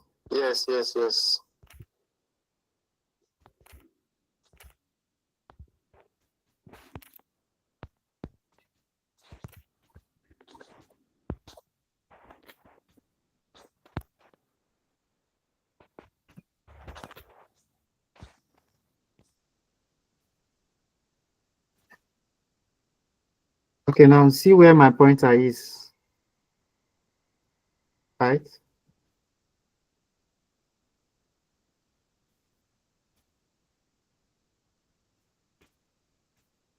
Okay, when you just get on it, since it's not showing, just follow me along. I'll be anywhere I point, I will let you know. You see this place right here. Can you see my pointer? Your pointer is not moving. Like me, I can't see your pointer. Can you start from the middle?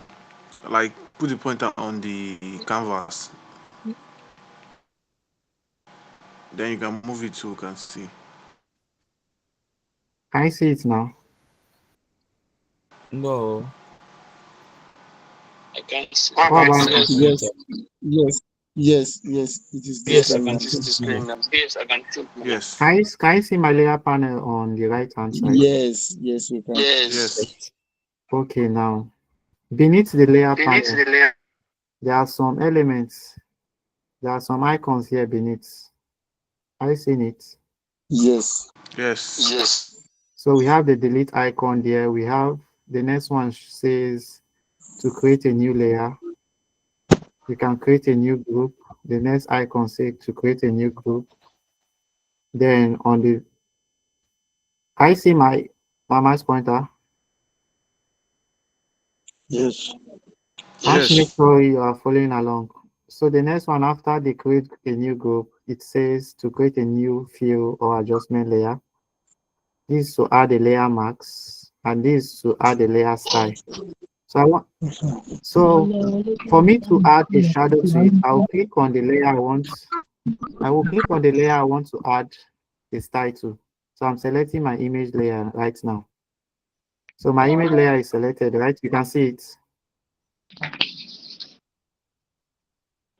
Can you see it? Yes, I can see it. Yes. So when you select your image layer, you go to the icon beneath that says add a layer style. You click on it, then it will pop out the blending options. Then you click on select drop shadow. When you click on select drop shadow, a layer panel will show. A layer star panel will show.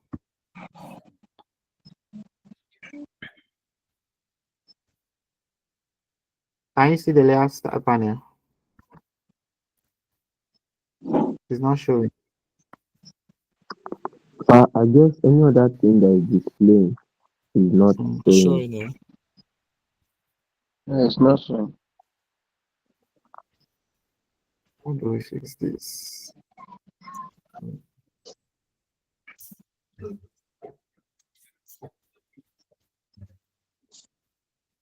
But I've understood what you're doing.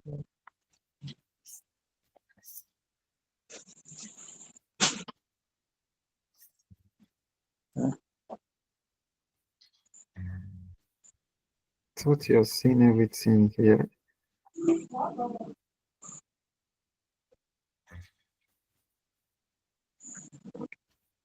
I guess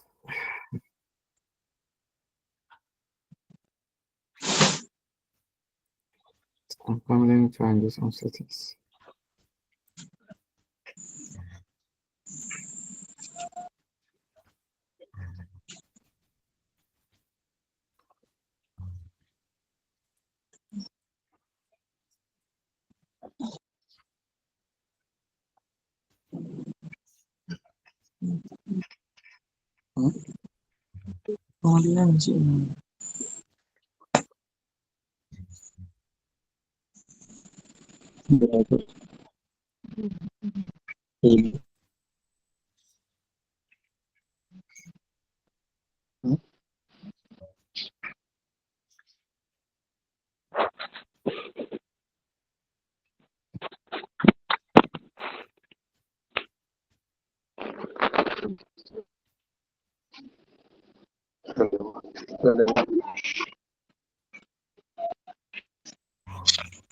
Chef Owaga, Utsebi, you raise your hand. You have questions. Oh, thank you, sir. Yeah, my question is, what's the masking? The people What? like this mask, the masking that you said, Sorry, come again. like the masking that you said, yeah, from when you're Yeah, explaining something.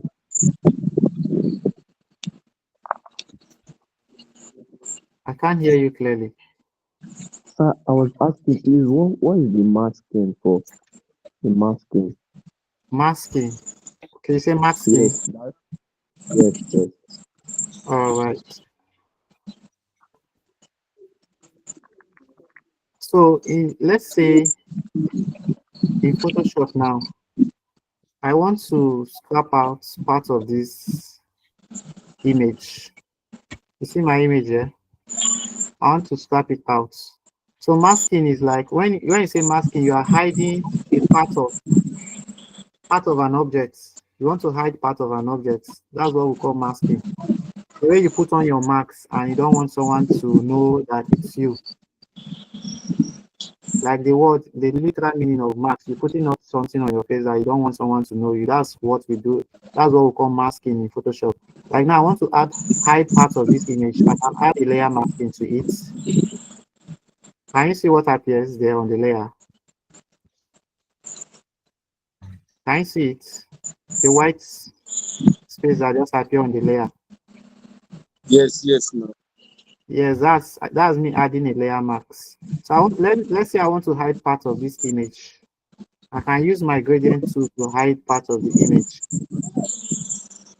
I'll click on my gradient tool, which is, can click on G, then click on the right side, then click and drag. You see that part of this image is being hidden. This is what masks can do to your image or any of your elements. Can you see it? Yes, sir. So I'm Hello, logging sir. into. Hello, sir. Yeah, I can hear you. Okay, thank you, sir. I've been trying to get this for a while now, but I think I got it now. So basically, yeah, I always try to use the brush to, but I don't always get this because, like, if I want to place like 2 or 3 different pictures together, in trying to blend the 3 pictures You use together. masking to place them. Okay. Yeah, you can use masking to achieve that. Sir, even me as well. Thank you, sir. Sir, even me as well. When Let's there are times I use.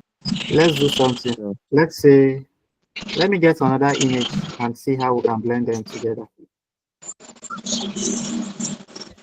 Sir, especially particular design. So I usually have issues with that. So I didn't know that you were supposed to mask first before doing it. Thank you, sir, for the clarity. Okay, let's say, let me look for another design.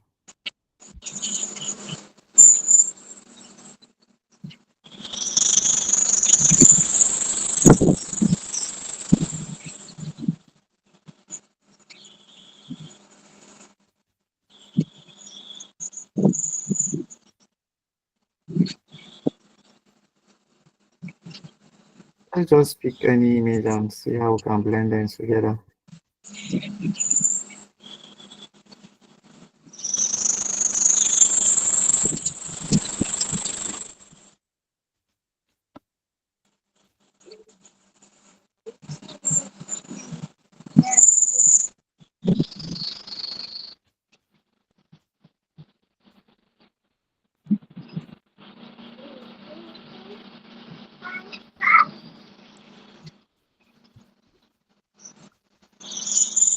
Okay, these are two images on my canvas, and I want it to blend with the background. Let me shift this a little. Let me shift the image a little. So now I want the image behind of the image of the children and the background. Let it blend as if the whole thing is on the same canvas. This way I can use my layer mask. Please, can you mute your mic? I can add a layer mask to this image here beneath this. Just be watching. Then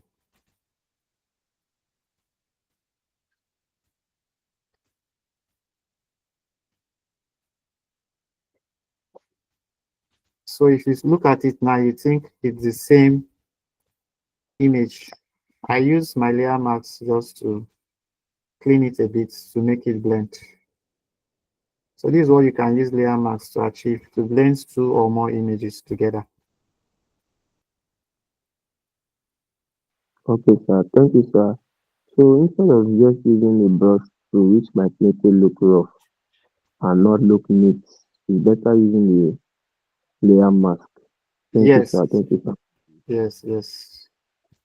Okay, so that means any image, like sir, what if you are trying to Like you're trying to do a particular design that three people are there. So instead of using brush tool, you just clear and clip mask all the images. Then you use your what do you call it? Your gradients You to can, achieve it. as you get used to this software, you know when to use your brush tool and your layer marks. Like Okay, sir. Okay. for three or more this thing, there are some situation where you want to use your layer marks, is not giving you what you want. So the best option is to use your brush tool. Okay, sir. Yes. Someone say Okay, my sir. line Okay. is working. Can you hear me clearly? Precious. Yes, sir. We can hear you clearly, sir. All right. Sorry, sir. Hello, sir. Yes, I can hear you, Abimbola. Yes, thank you so much. So again, sorry for digressing. So if it were to be like three pictures here now, so we are using the gradient tool on the layer that is below, After adding a layer or mask to it, right? after Let me creating show. the layer marks. Yes, after you click on the layer mask, add the layer marks to the image you want to add gradients to. Because if I don't add let me show you what will happen if I don't add the layer marks. Let me take it out. Let me take I've taken the layer marks out of it, right? So now, if I want to use my gradient tool directly on that image, I have to rasterize it first. Then select my gradient tool. Then add gradients. It will give me, let me change the foreground color. You can see you can be using it like it will work, but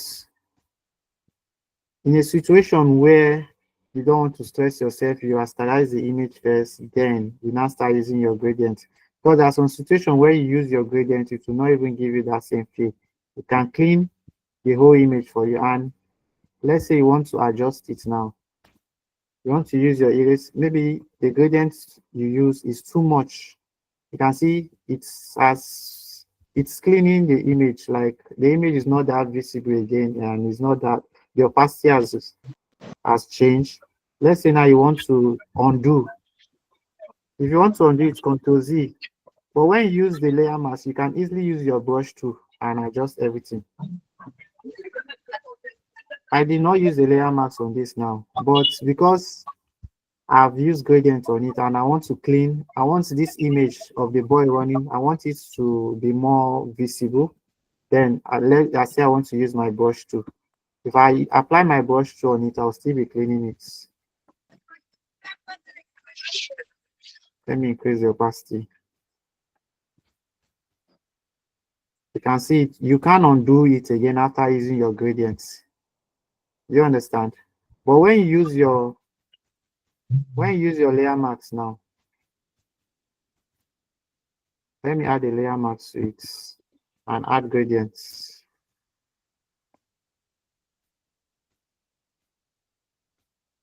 Let's say the amount of gradient I add was too much. I can go to my layer mask on the layer. Now use my brush to, because the foreground color is on top. I can just I can increase the opacity of the image behind. Do you see it? It gives you more color than when I use my gradient tool directly. It will just clean the image and I can't undo it. I can't adjust it the way I want. But with the layer mask, I can adjust the effect on the image how I want it to appear. So you see the difference of me using the layer mask and the gradient tool. I'm not seeing anything. You're not seeing any difference. Let me do it again. This is the image. Let me add my layer mask. There is difference now. See, I'm using my There gradient is tool to. difference.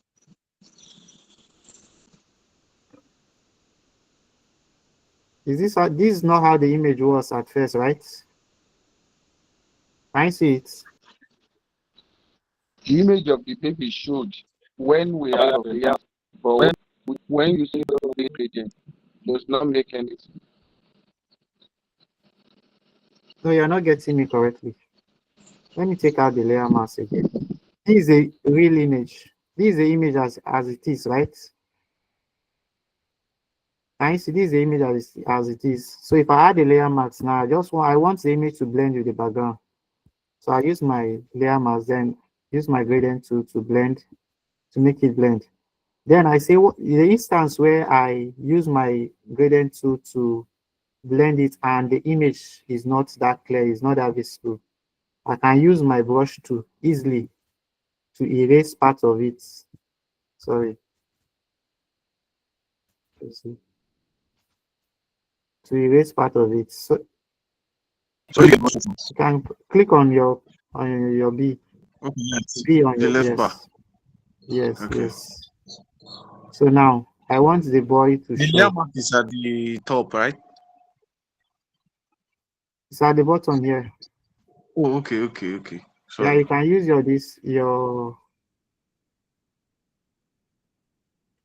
you can use your layer menu on your menu bar. You can add the layer marks to it. So now I want the image to show. And if I don't want the image to show, I can still use my brush tool and clean it.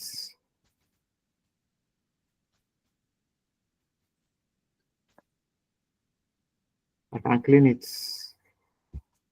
I want it to show again and use my brush tool to adjust everything. So with the layer mask, you can mesh two or more images. But when you are using a gradient tool now, let me duplicate the image. Let me take out the layer mask. This, for you to use to blend this background, this image with the background, I have to rasterize the image first. Rasterize the layer. Then I use my gradients. Sorry.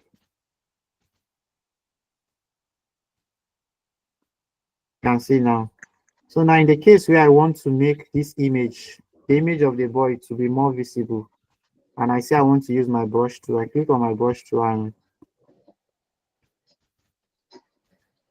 and I start applying the brush on the image. It will not give me what I want, but with the layer mask, I can adjust how bright I want the boy to be or how faint I want the boy to be.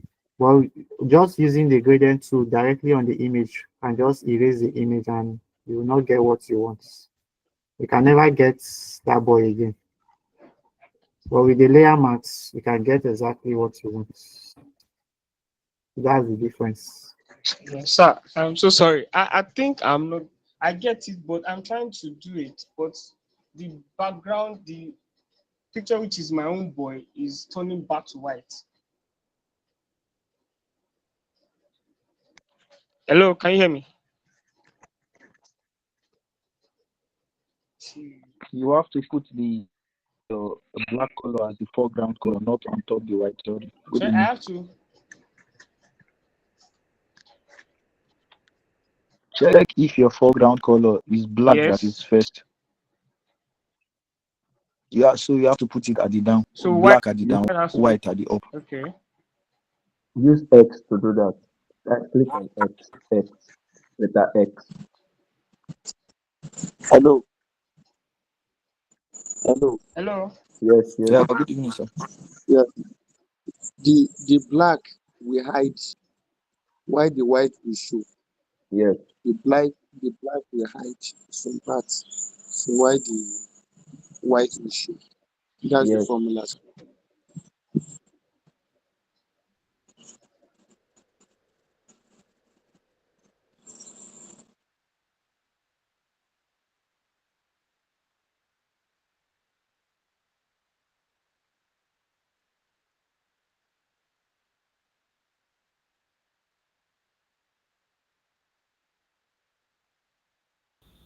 I don't know if it's only me. I'm not seeing him online again.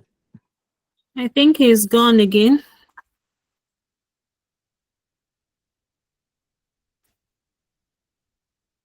I Hello, guess we should everyone. just, yeah, I guess Please we let should me just just make it. use this medium to just inform everyone that this graphic design class will commence July 7th.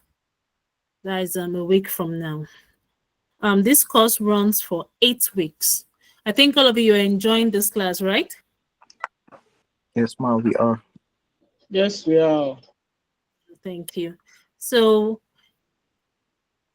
if you want to learn more about what you've been taught for the past 3 hours now, almost 3 hours, this class runs for 8 weeks and it's also certified. That means at the end of the 8th week, you get a certification, and this certification is well known.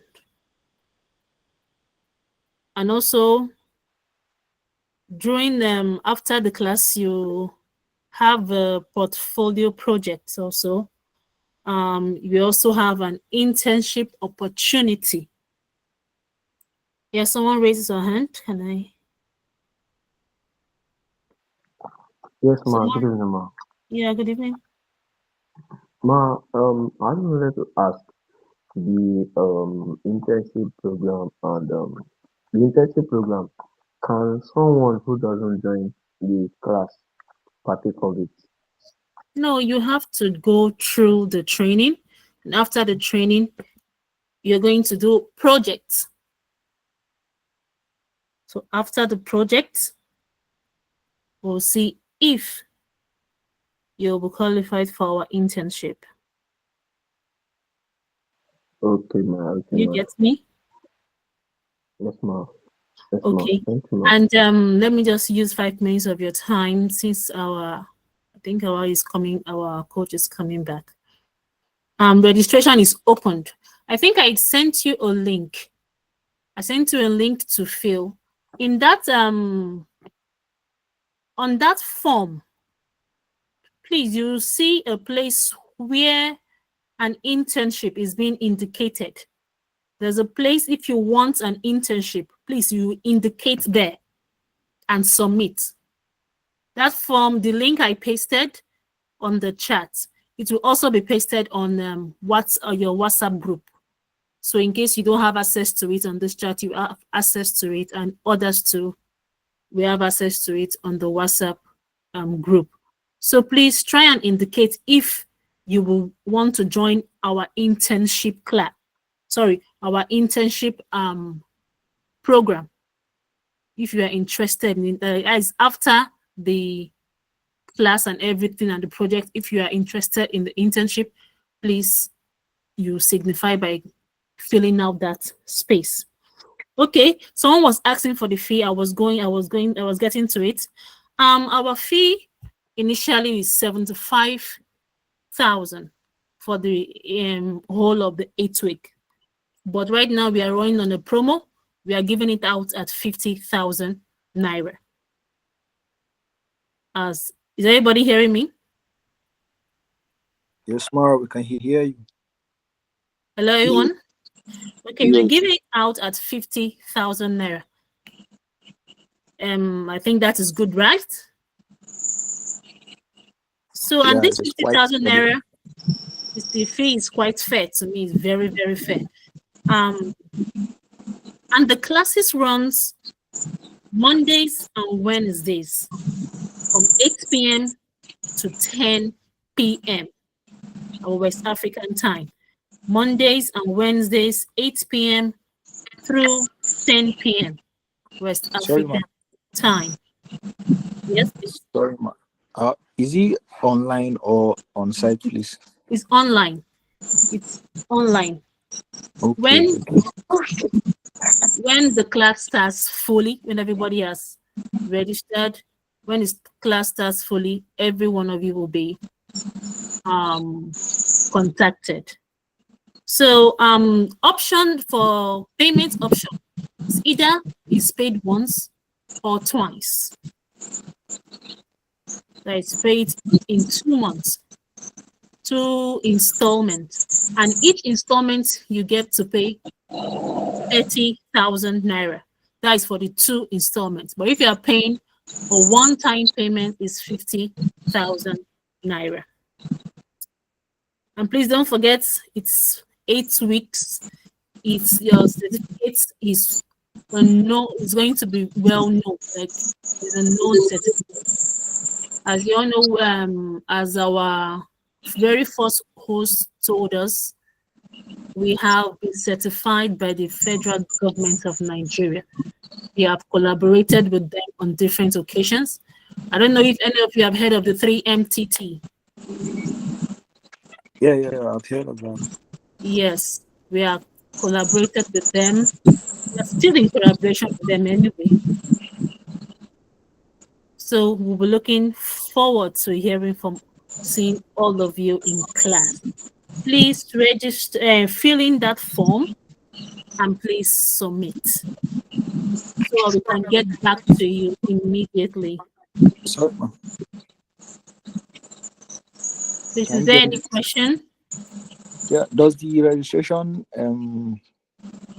does it have a or does the registration have a end deadline? Oh yes, the registration is on the 6th of July, and we have 20 slots open.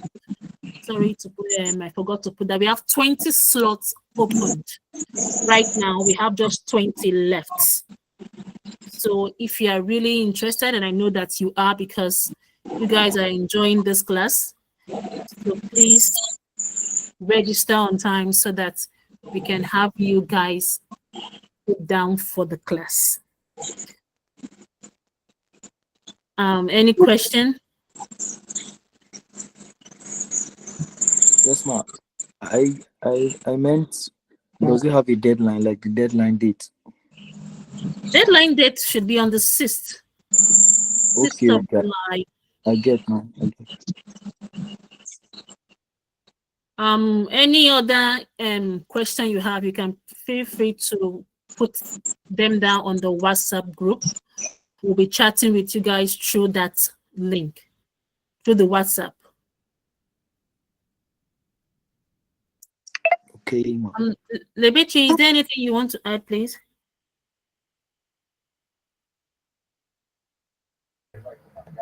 Hi, Tina. No, you've covered everything. But for the necessary links, I've also dropped them on the chat box, so you can just go through them. Yeah, so we just continue chatting on the WhatsApp group, and also more resources on graphic design will also be dropped on the WhatsApp group, right? So it's also like a community. Yeah. Okay, thank you very much. If you have any question that we haven't answered here, please feel free to put them down on the WhatsApp group. We'll do our very best to give you the answer you need. So I don't know where our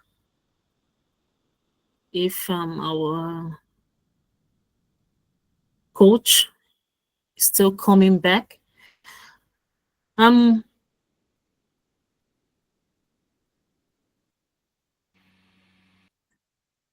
For those of I think somebody is saying something about price.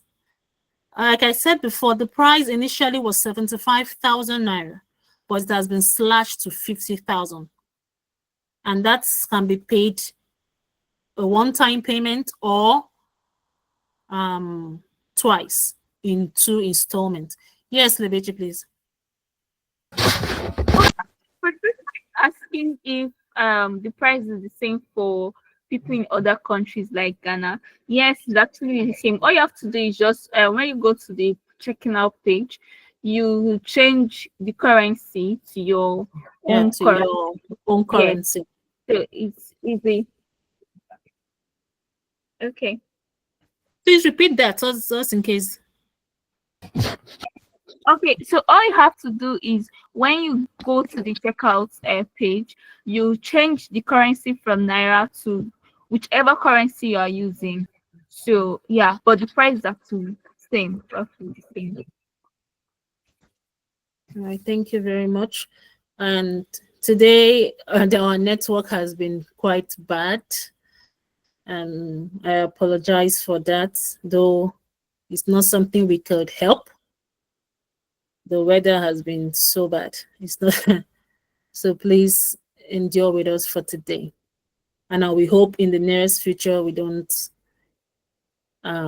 get this type of interference again. All right, coach is back.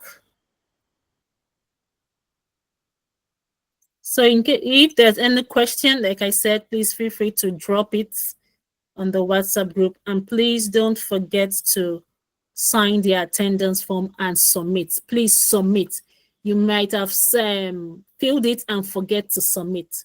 Please submit so that it will get to us. Thank you. Ma, please, will the WhatsApp group be open? Because I Yeah, think it's open. It's open 24/7. Okay, okay.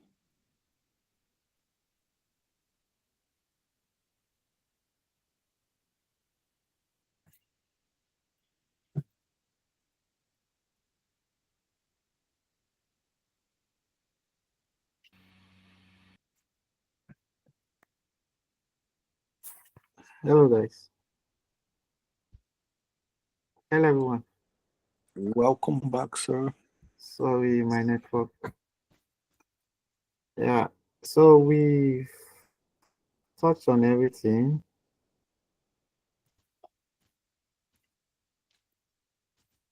Like I said, we talked about the elements of design, the design principle, color layouts, color theory, and color layout and composition. So your basic understanding of your elements and your principles, then how to use color and lay out your elements on your design. We give you a very good design. So just get the basic understanding of all this and you become a pro. And it's not just something you do in a day, it requires practice. So the more you get used to it, the more you know how to use or your understanding of these things and how to use your elements together. We ensure that you're on the right track.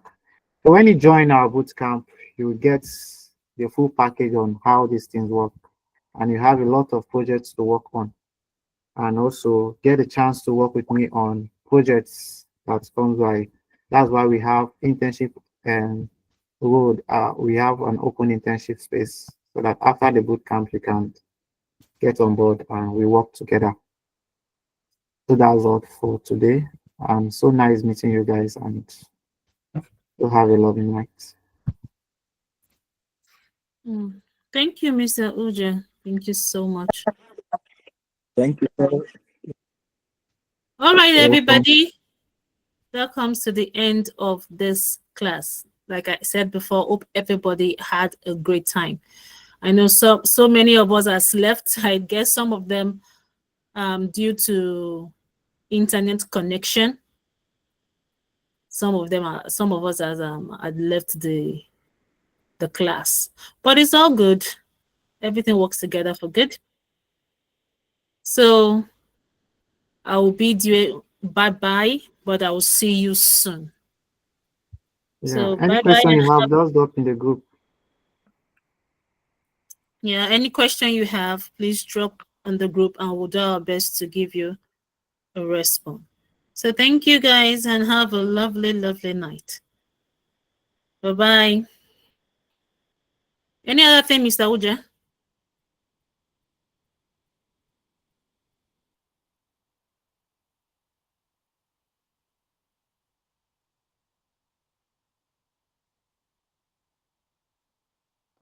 So the class recording.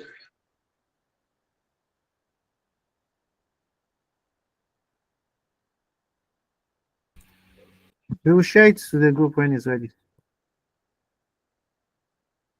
Can you hear me?